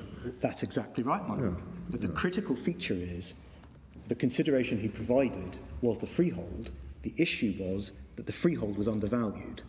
Where in my respectful submission, Lord Justice Jonathan Parker falls into error is he treats the agreement to use the practical control of the company to surrender the agricultural tenancy as itself a piece of consideration provided by Mr. Feakins. In my submission, that's not right. It is the factual circumstance that renders the freehold, the valuation of the freehold incorrect, but it is not itself the provision of consideration. So what I say in short is, Miss Hawkins was a special purchaser. The reason why she was a special purchaser happened to be that she had good reason to believe that the lease would be surrendered after she purchased the freehold. But the pre-commitment was simply, as I say, a factual circumstance affecting the valuation of the freehold. It was not itself the provision of consideration. Well, I'm troubled by this, I must say, because I mean, if I enter into a contract to the effect that I will sell asset A to you, and I will procure that person B sells asset, sorry, another person sells or provides to you asset B, I would have thought the contractual consideration that I'm offering is both the asset A and the procuring of asset B. But if that is right, my lord, bearing in mind that the company was both insolvent and therefore had no share value and also didn't belong to Mr.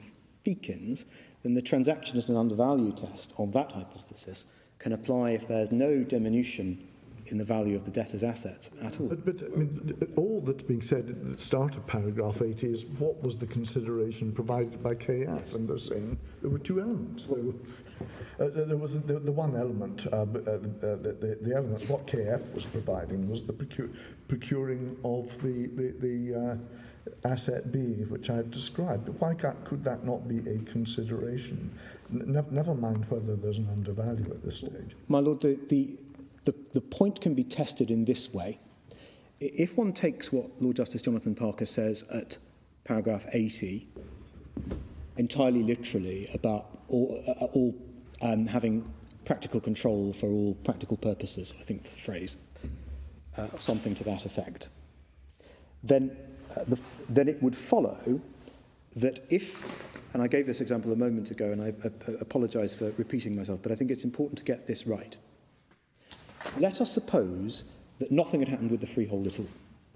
Let us suppose that the lease is owned by the company and the ownership of the company is exactly as found and the shares are valueless.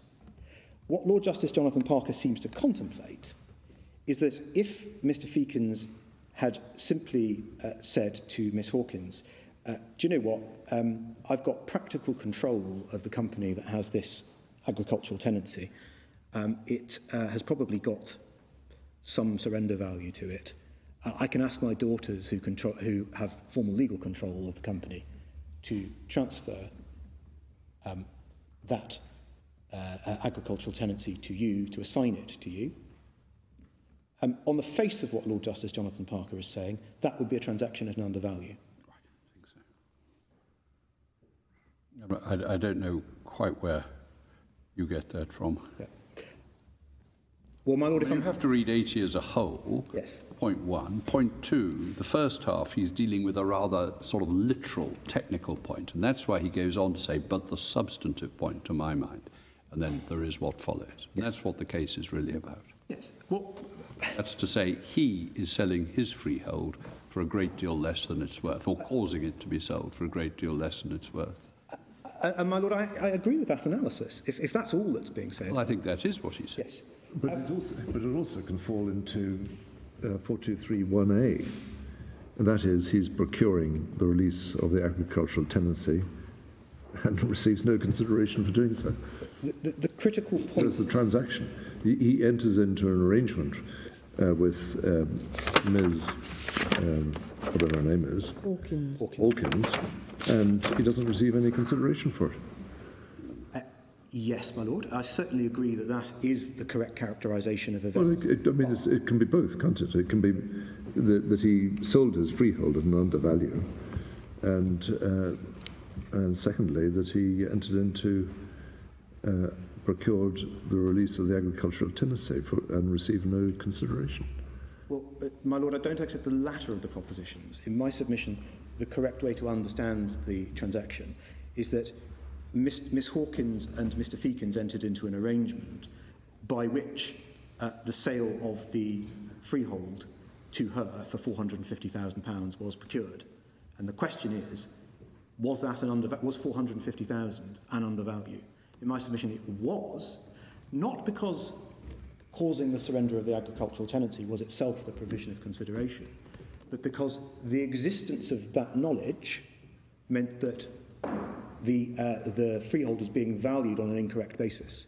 She was, in truth, a special purchaser, as known to both of them, and that's why it was as an undervalue. But it was, I mean, the part of the plan clearly was that the lease would be surrendered, so I don't think you could ignore that.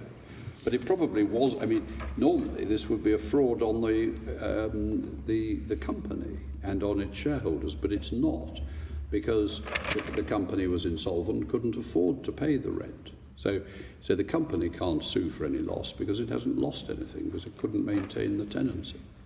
One of the interesting features is that one of the orders made at the end was the tenancy was restored precisely because it was thought it might prejudice the creditors of the company. I see. Not to Okay, have well, I got that wrong probably to that. and indeed, in How doing they so, were they going to overturned- keep it up is another matter. they Just overturned to the make trial sure I judgment. understand your submission, why do you say Miss Hawkins was a special purchaser?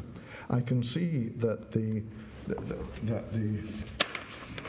person holding the tenancy Yes. could be a special purchaser. Why was Miss Hawkins? Well, if we tweak the facts, I think it might become clearer. Let's imagine that Mr. Feakins had in fact secretly procured the assignment of the tenancy to Miss Hawkins prior to her buying the freehold.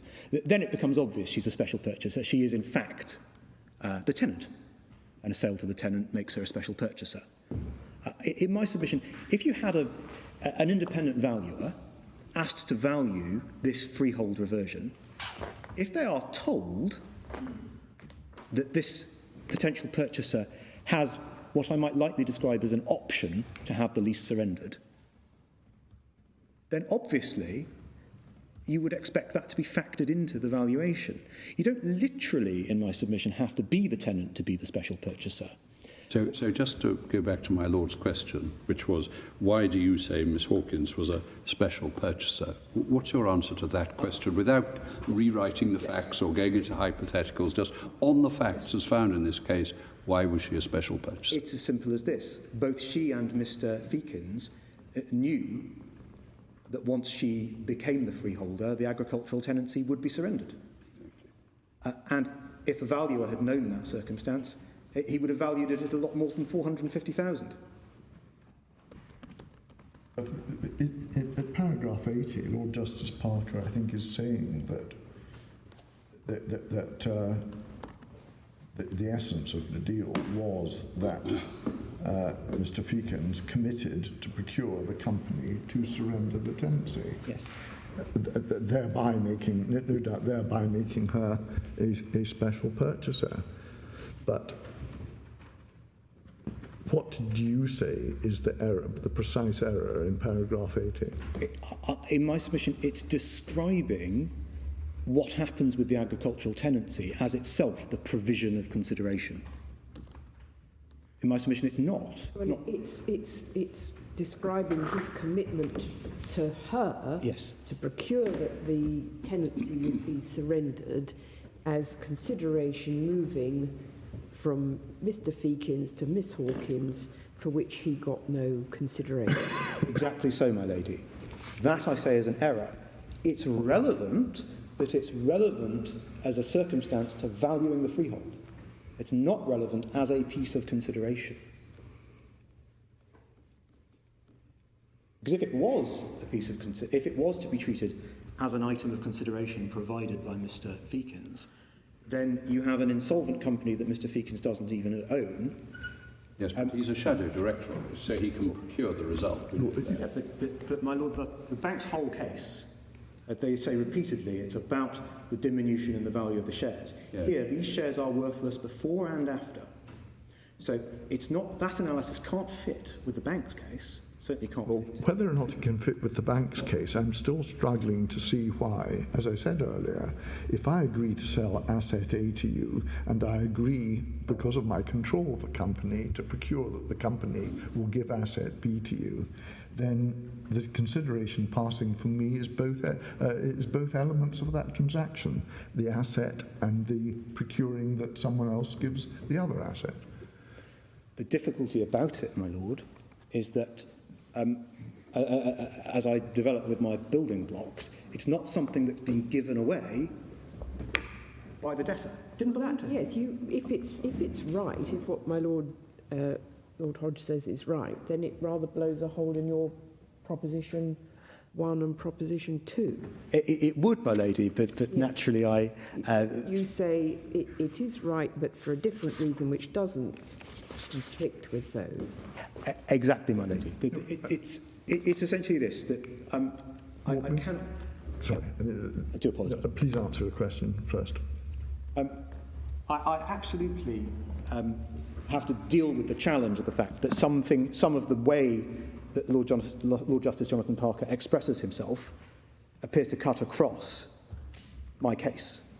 What I have to persuade this court is that those elements of the reasoning are wrong. Is that because this is a case that the respondent is relying on? I mean, are you dealing with this because the respondent is relying on it? Yes. Because at the moment I'm slightly puzzled as to why this is why Feakin is regarded as an important case on this appeal, but the scales may fall from my eyes in due course, I suppose. I'm dealing with it, but precisely because the bank relies on it as an important stepping stone. I see. I see. No, I Sorry, go on. I wasn't wanting to take it, undermine your propositions 1 and 2. I was just trying to ascertain whether, as a matter of principle, when you have a transaction, never mind section 423, where someone offers to sell asset A and procure that someone else provides asset B, then other things being equal, what he is giving us consideration of both of those things. My lord, in a contractual sense, no doubt that may be right. Yes. But we're dealing with a rather specialised statutory context. And so, for all that, I think one of the...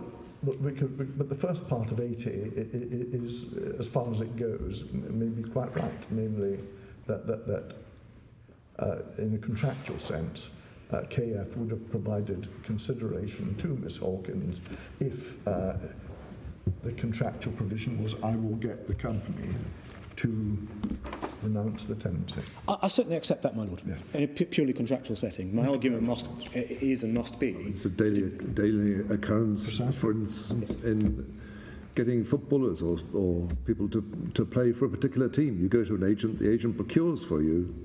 But for the reasons that I've endeavoured to explain earlier today, I say that the TUV test is all about transfers of property which belong to the debtor. And this is not a transfer of property that belongs to the debtor, nor is it, within the scope of the bank's case, about diminishing the value of an asset that you own. But you say there was actually an asset which did belong to Mr. Feakins, which was the freehold, and he got, through the medium, as the judge says, of Nat West, he got that, he sold that effectively to Miss Hawkins for an undervalue. Precisely so, my lady. And that actually Feakins could have been a much shorter judgment. It would have been said he effectively sold the freehold. He sold it for £450,000. In all the factual circumstances, it was really worth £1 million. It's as simple as that. But they have rather tied themselves up in knots, I'm afraid, between the first... Well, just make sure that I fully understand. You accept that procuring others to do things is something which commands consideration. Can command consideration. You can say, I will procure somebody to do something and I want to be paid for that. Yes? There are two issues, my lord. The first is whether that is entering into a transaction, and I absolutely accept that it is. Yep. And the second point is, is it giving away any property that I own? But if you, where's, I mean, section 423(1)(a) is exactly that. And where's the giving away of properties? Well, I I come mean, back... the mental element is putting assets beyond the reach of the person who may at some time make a claim. Yes. But, my lord, and I come back to the presumption, the statutory principle of statutory interpretation, that Parliament is not without clear words to be assumed to have legislated to allow the confiscation of property or the interference with property rights without compensation. And in effect, if one were to read the TUV test in that way, one would have to bring in the elderly father who changes his will and so on and so forth. That's the problem. If you expand the TUV test that wide, it has to cover those situations. My submission, there's no warrant for reading that breadth. But in the exercise of discretion, you wouldn't deprive somebody of a property right. Well, I would say a property right. That's the next stage, and I accept that my learned friend relies heavily on the idea that it can all be solved by discretion. In my submission, that's not right. The authorities refer to it being an unusual or out of the norm sort of case. The world must be rife with parents who change their wills because they've got a rotter scoundrel son who's who they think all the money will go to, will end up going to the creditors, and who may even have their sons ask them to change their wills. It wouldn't be a particularly out of the norm circumstance. I'm going to have to invite you to pull things together because you're now eating into your reply time. Yes, and your reply time is quite short. My Lord, unless there are any further questions, I rely on the four propositions I set out. Well, clearly, your written case will be considered fully. I'm grateful, my Lord. Thank you very much. Well, before we hear you, I wonder if we could adjourn Mr. McGrath for 5 minutes. Thank you.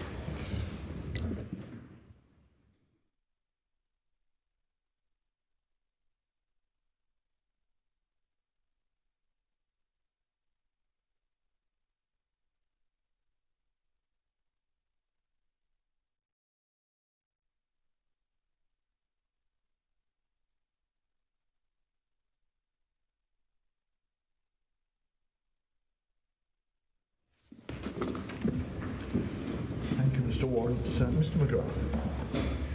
Lords, my lady, I believe the graveyard shift falls to me. So good afternoon.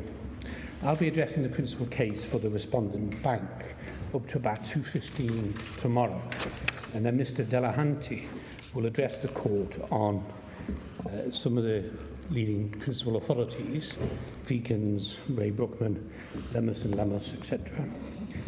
And also our cases to why sections 238 and 339 themselves do not require the transfer of a beneficially owned asset.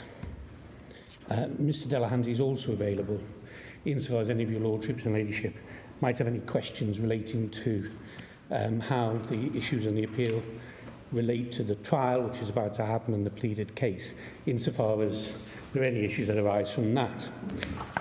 With that said, can I begin by drawing two aspects of the context of this appeal to the court's attention? First is that increasingly high net worth individuals do not hold their own assets in their own name, but they use corporate entities and other forms of asset holding structures, not simply as nominees, but as means of holding the assets other than in their own name and for beneficial ownership on their part. And they can do this for a multitude of reasons. Some are legitimate and some less so. But one common theme in holding assets in this form is to divest oneself of the beneficial ownership or interest in the asset in return for retaining some form of ultimate control over its use and deployment to your advantage going forward. And in this case, the question is whether section 423 is engaged when the debtor having utilised such an asset holding structure, decides to use or abuse his control over it to move those assets so held as part of an overall plan to cause prejudice to his own creditors by diminishing the value of his shares. And more particularly in this case, the question relates to a debtor causing a company over which he controls to transfer its only or principal valuable asset to a third party, the transfer in this case being from the company owned by the father, who's no longer participating in these proceedings, to his sons, the two appellants. And they get the valuable asset held previously by the corporate entity for no or little consideration. And the plan is that by doing that, one extracts value from the underlying shares held by the debtor in that company and thereby prejudice his own creditors. Now, the Court of Appeal held that Section 423 can be engaged in relation to that activity. And we say that such a decision is to be welcomed. It ensures that these increasingly common but more sophisticated means of holding assets are nevertheless held to the same standard expected of the more traditional scenarios that less wealthy individuals are employing. And we say that the Court of Appeal reached the correct decision entirely in line with an appropriate approach to statutory interpretation. The second aspect is, that I just wanted to raise at the beginning, is that this appeal arises obviously pre-trial. I believe the trial's due in July. It's in the context of strikeout and amendment applications. So there are no facts as yet found, and one's dealing therefore with claims and allegations. So we're dealing specifically with the gateway question, whether or not in principle Section 423 could apply, not whether or not we can make good any claim that there is a 423 case. Now, the contrast in approaches of... Just pausing there, if I may, the trial will be covering assets which are subject to this challenge as well as other assets, is that right? That's correct, yes. And is a decision by this court essential before the trial commences? Well, that's something you can let me know tomorrow. My Lord, I'll do so. So, when one looks at the position, we have the Court of Appeal's decision, which we say is to be welcomed and is the consequence and the result of an orthodox approach to statutory interpretation. And on the other side, you have the case of the appellants, certainly their written case, which we say is an attempt to introduce a straitjacket or a belt on the breadth of Section 423 based on a requirement that there needs to be a transfer of a beneficially owned asset. And that belt or restriction isn't to be found anywhere in the wording of the statute and isn't consistent, we say, with its purpose. Clarkson and Clarkson, a case that my friend relies on heavily, and I, to the extent necessary, will deal with it in more detail tomorrow, we say it simply cannot bear the heavy weight that they seek to place on it. Although it's described by Lord Justice Hoffman as a very simple case, whatever the finer details of the ratio, it plainly was concerned with the operation of gifts and Section 283 in the context of a special power of appointment.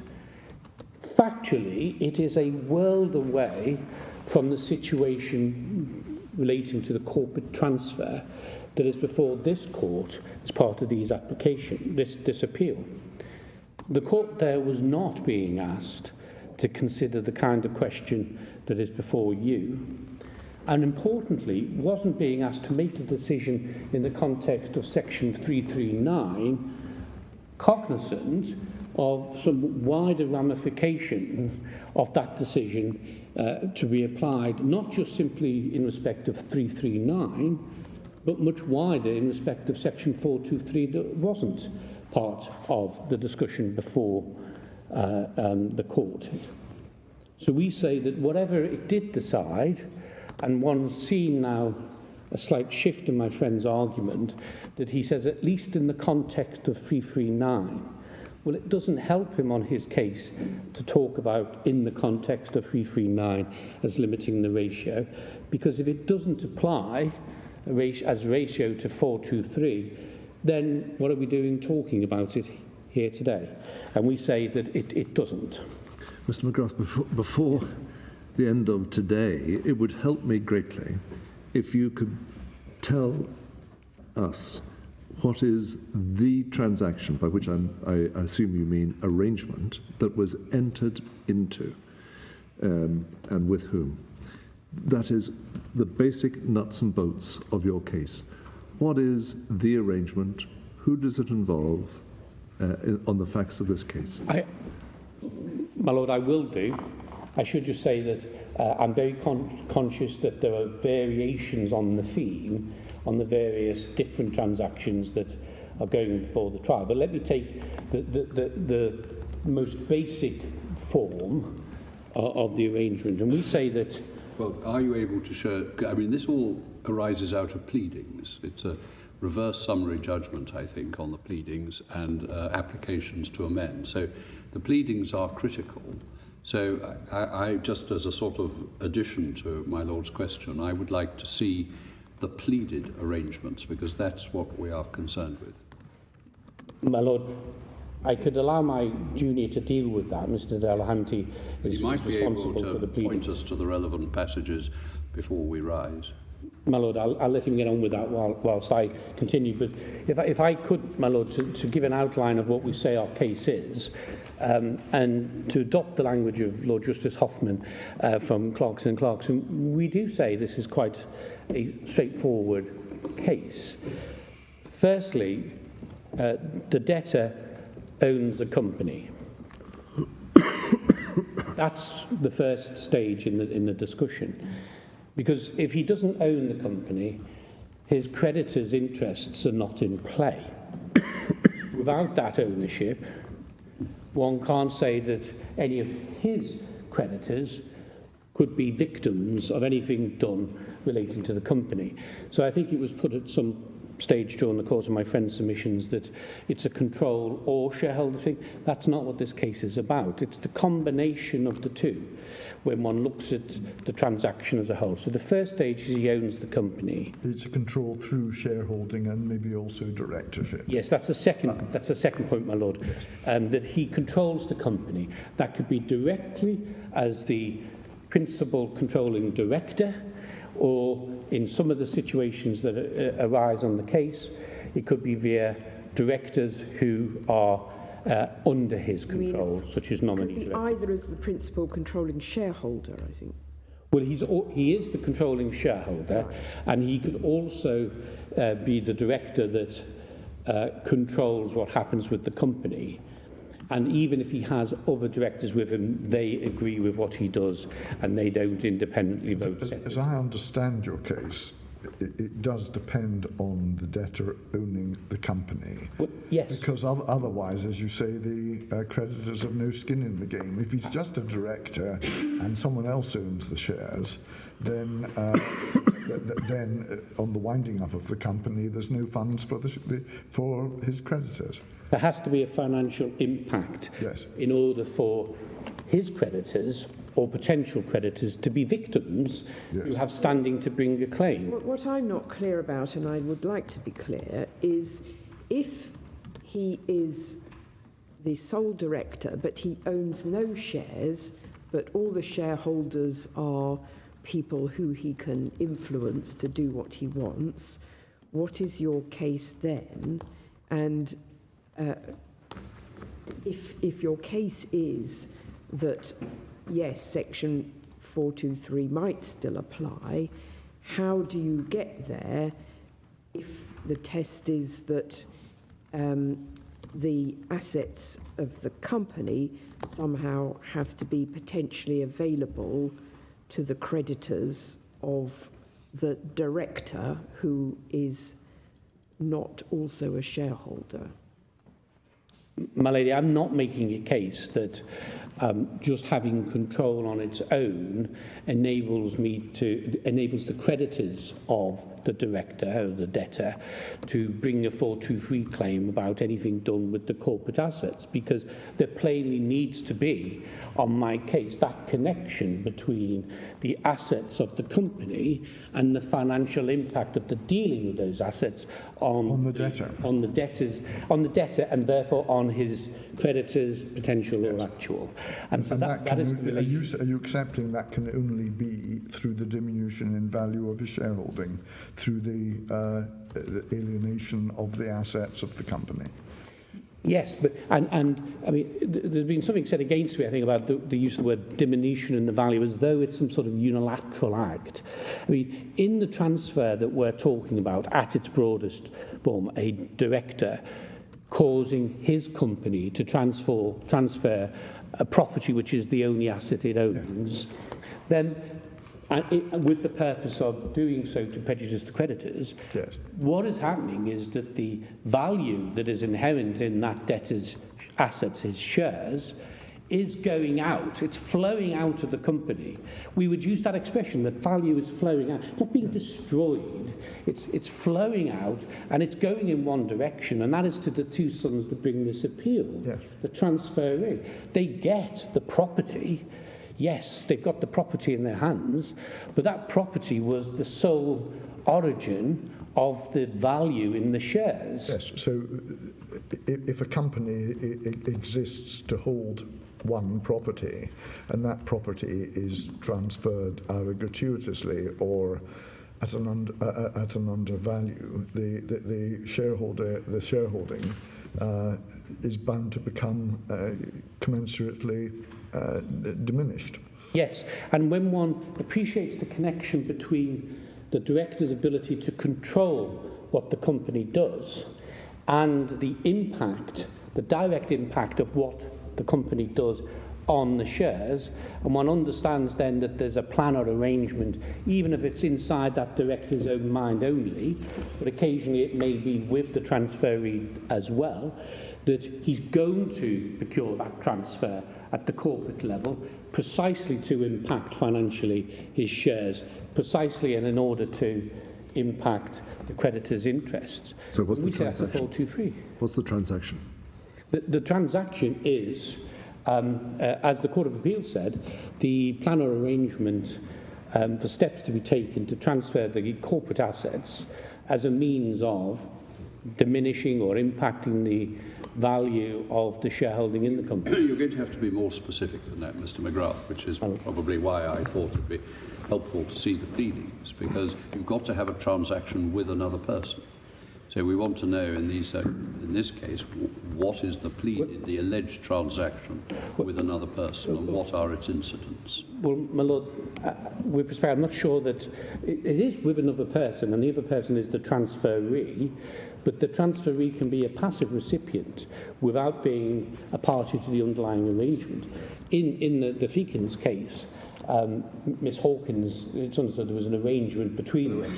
We keep wanting to hear about this case. No, absolutely. But I'm saying in this case, there will be examples where there was an arrangement with the transferee or transferees, and there will also be examples, maybe examples where there's no prior agreement reached with them, but the transaction doesn't require that. What it is, one needs to identify. I'm sorry, Mr. McGrath, I really do want to know what the transactions alleged in this case are, because you're going off into all sorts of possibilities. What are we concerned with here? 9 Hyde Park or 32 Hyde Park or whatever. My Lords, if I can ask the Court, my Lords, my Lady, the Court to turn to page 375 of the appendix, of the bundle. This is 9 Hyde Park.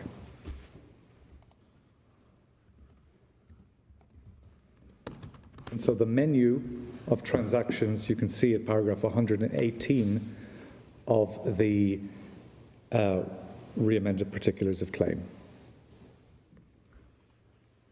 We've labelled them in 3 ways.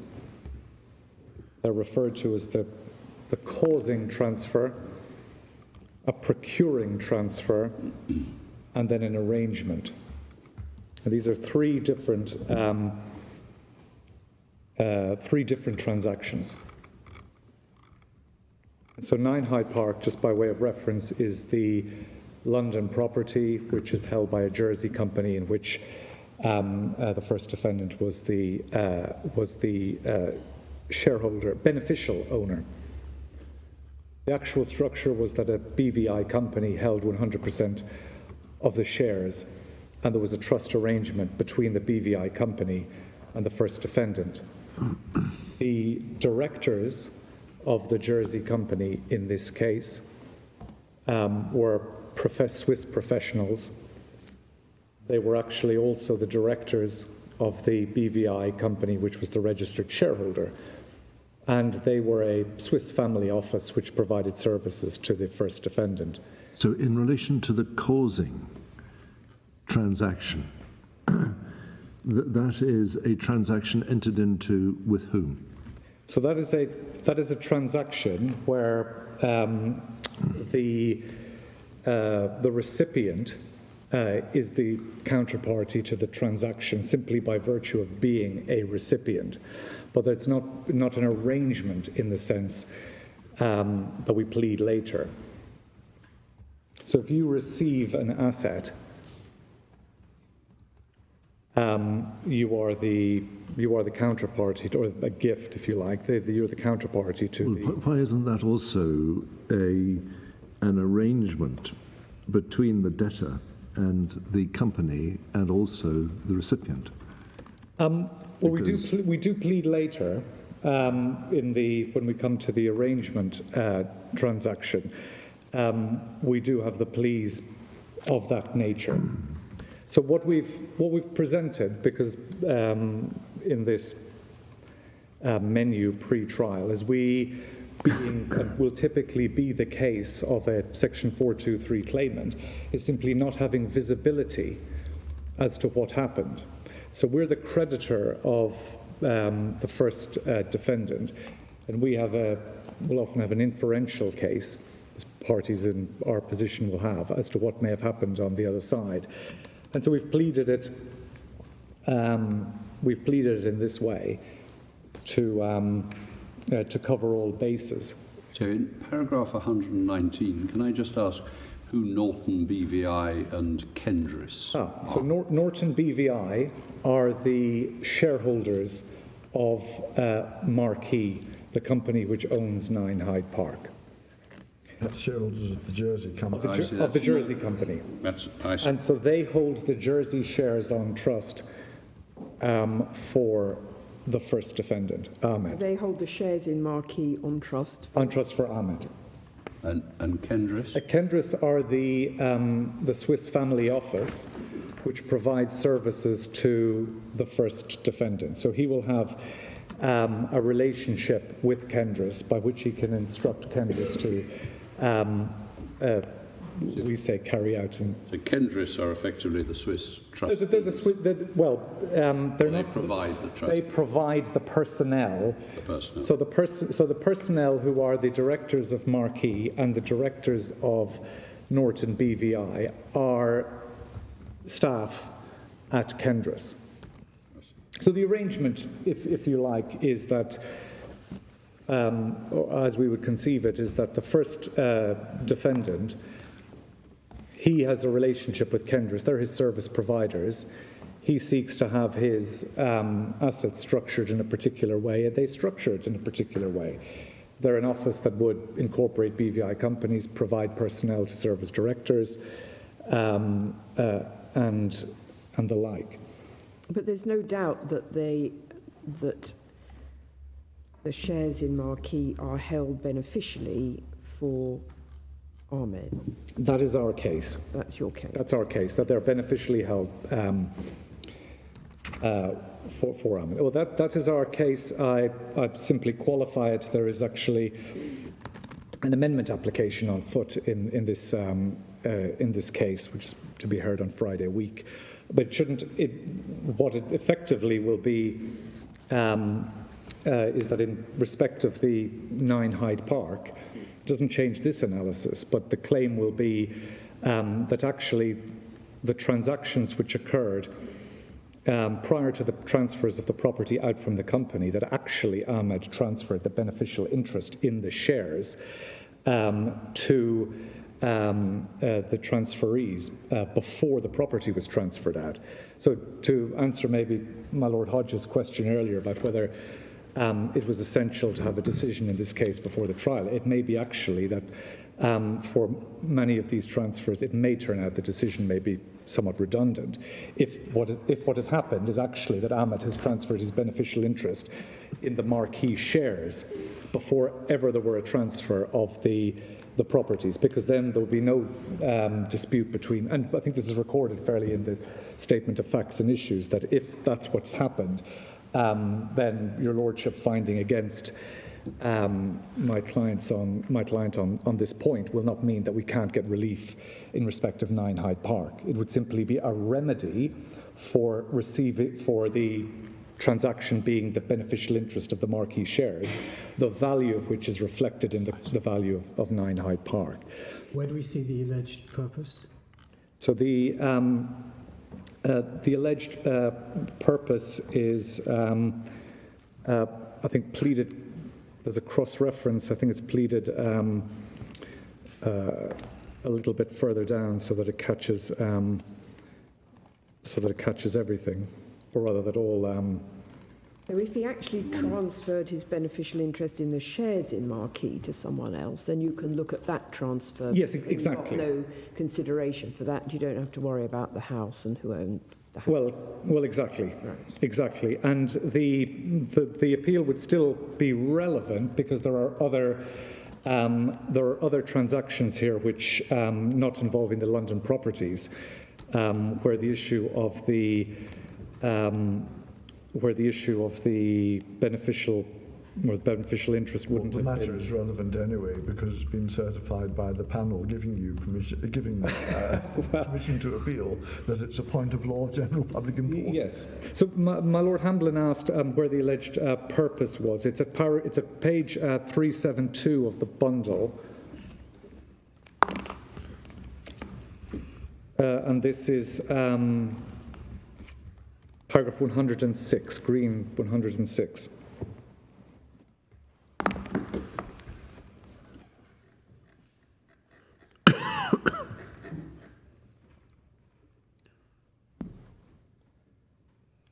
So we it reflects 4233. 4233 A and B. A and B. So insofar as putting assets beyond the reach of, as well as the prejudicing the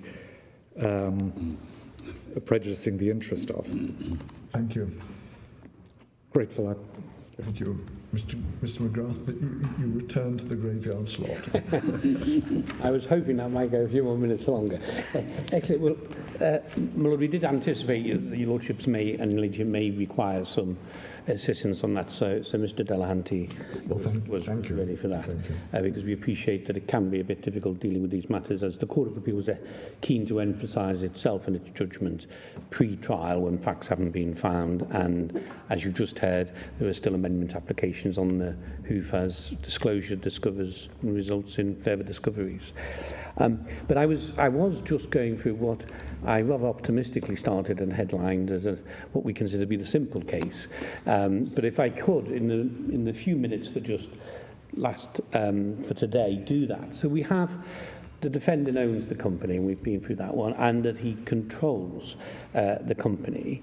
And the relevance of the control is, of course, that as the Court of Appeal was keen to emphasise, and as we've set out time and again in our written case, it's important to distinguish, in our case, the corporate transfer from the transaction.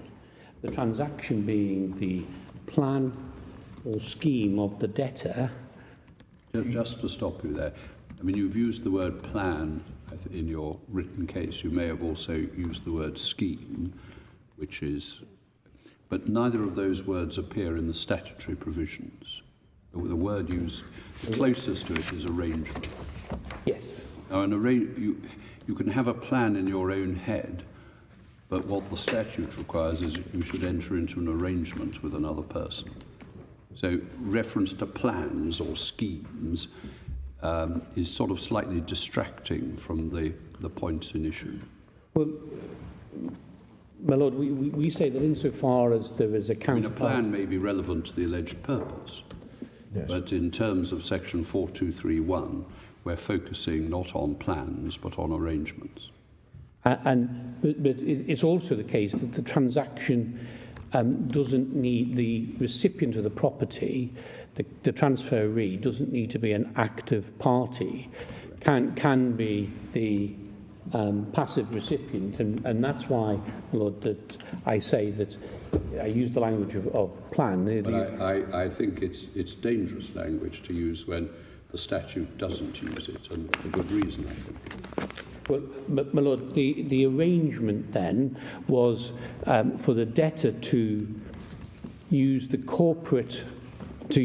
company to transfer its assets to the transferees, the appellants, for little or no consideration, in order to prejudice his creditors or place those assets beyond reach of his creditors. Either those two things are different. So. Yes. My lady, maybe I could address that. I mean, it's easy to think solely of the prejudice because it's a much wider category, but if we go back to placing assets beyond reach, and if one takes the view that we do, that it doesn't say the assets of the debtor, it says placing assets beyond reach, i.e. out of the reach of the creditors. If they would be assets that were within the reach of creditors, then you've obviously prejudiced them by moving them out of reach of creditors. Now, I'm not here talking about just simply hindering or delaying by moving it to a different jurisdiction. Here, the corporate assets would, via several stages, be available, for example, to a creditor of the debtor shareholder by way, first, for example, of a charging order that then gives them the shares, and the shares then give them the control of the company, and the company then leads to those assets. So that is one way that it can be done without in any way impacting or ignoring separately personality of a company, or treating the corporate assets as being the assets of the shareholder. We're not in that game at all. Alternatively, my lady, we can simply say that by moving those assets at the corporate level, one has clearly, as intended, prejudiced the interests of the debtors' creditors, because the shares that are assets of the debtor have been significantly devalued by, or indeed maybe the value has gone from them entirely, because the only asset that gave it any value has been moved. So that would fall within prejudice. So the arrangement then is with the company. That is between the debtor and the company. So the debtor enters into an arrangement with the company on terms that provide for him to receive no consideration. The arrangement being that the company will transfer its assets to the recipient. My Lord, that is one way of looking at it. I have to say that when it was presented to the Court of Appeal, my Lord Richards obviously was not on the panel, and I was not pressed with the counterparty issue on the transaction. And so you'll see in the judgment, in the Court of Appeal judgment, as you've seen, that I said that I wasn't putting the case before the Court of Appeal on the basis of an arrangement that was reached with the corporate entity, as opposed to a plan or scheme that was implemented through the corporate entity, in which the appellants were the beneficiaries of that by receipt of the properties. But there's no doubt, if there's other entities needed, and my friend tells us rightly that we shouldn't forget the separate legal status of the company, then the company's involved in this arrangement, albeit the director is the one pulling the strings. And it is a combination of the director being able to pull the strings that leads to the transfer and the implementation of the arrangement. Sorry, it's your client's case. Are you saying that this transaction was entered into with the company? My Lord, can I reflect on that overnight? Because I am conscious that I'm not presenting that bit in the same way that you presented that I did before the Court of Appeal. And what's wrong with presenting it in that way? What led you not to present it in that way in the Court of Appeal? I think no more than I was asked the question, what it is that we say happened, and I was looking at it purely from the point of view, as I began before Lord Richards raised the question, that the plan or scheme was that of the debtor and was implemented via the company. So I wasn't looking at an arrangement that needed to be reached with the company. But plainly, on a factual basis, all corporate transfers have to have taken place with the involvement of the company being recognised as a separate legal entity. And the transferees may or may not have been involved, and you say they don't have to be part of the arrangement. Yes, that was, as your Lordship would have picked up from the judgment in the Court of Appeal, that was the kitchen table bit. That if there was a kitchen table conversation with the transferees as to what would be done, then would be into the territory of an arrangement with them in order to do it. But that if they were simply the beneficiaries of the arrangement, then there isn't that kitchen table discussion, and so we're dealing with the situation without that. Yeah, I mean, to be clear about this, it's pleaded by you in the paragraphs which Mr. Delahunt has referred us in alternative ways, and the kitchen table conversation is the third of the alternative pleadings. Yes. And the earlier ones are either an arrangement with the company or an arrangement with the shareholders and directors of the company. Whether those first two come within section 423 was the other issue, which was debated before and decided by the Court of Appeal, and from which there is no appeal. But we have here the various arrangements, and the question for us is whether it's necessary for there to be a transfer of property beneficially owned by the debtor, that's to say Mr. Ahmed in this case. That's absolutely right, my Lord, and you see that in the issue that's in the agreed statement of facts and issues. Can section 423? That was the issue. Can it be? And that's an issue which is common to all three ways in which the case is pleaded in sections 118 and following. Yes, that's absolutely right. That's absolutely and right. you were saying enters into means take steps to bring about, be involved or participate in. Yes, from the Hunt case, it's extremely right.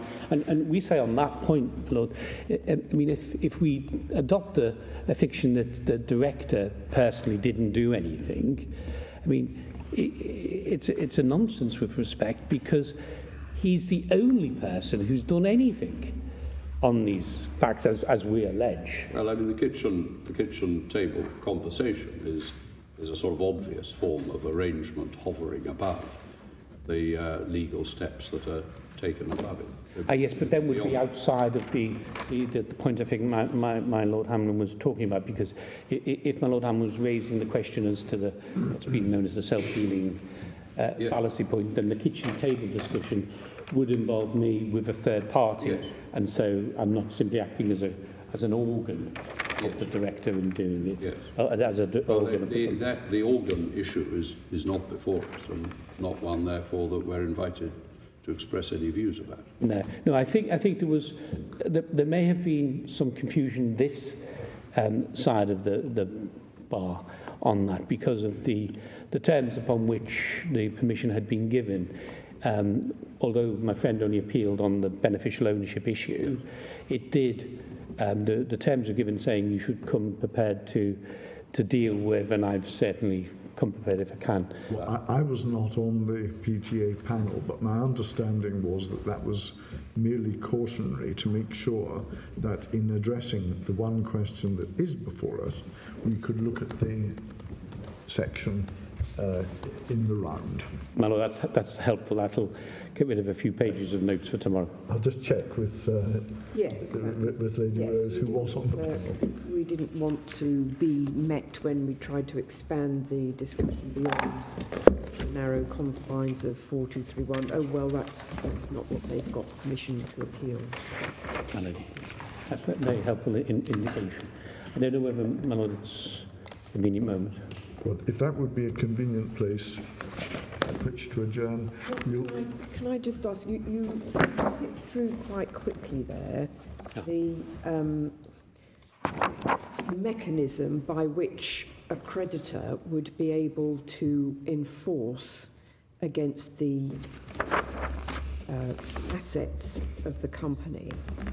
I would appreciate having a bit more detail of that. And also that I had thought that you relied in a footnote, though I can't put my hand on it now, on the VTB Bank and Skurikin in 2015 as saying that through a mechanism of an equitable receivership, even if the debtor was only a director without being a shareholder, somehow the creditor might still be able to get their hands on the assets of the company. I may have misunderstood that, in which case I would value being put right on that. My Lady, I'll take those 2 points and I'll address them first thing in the morning.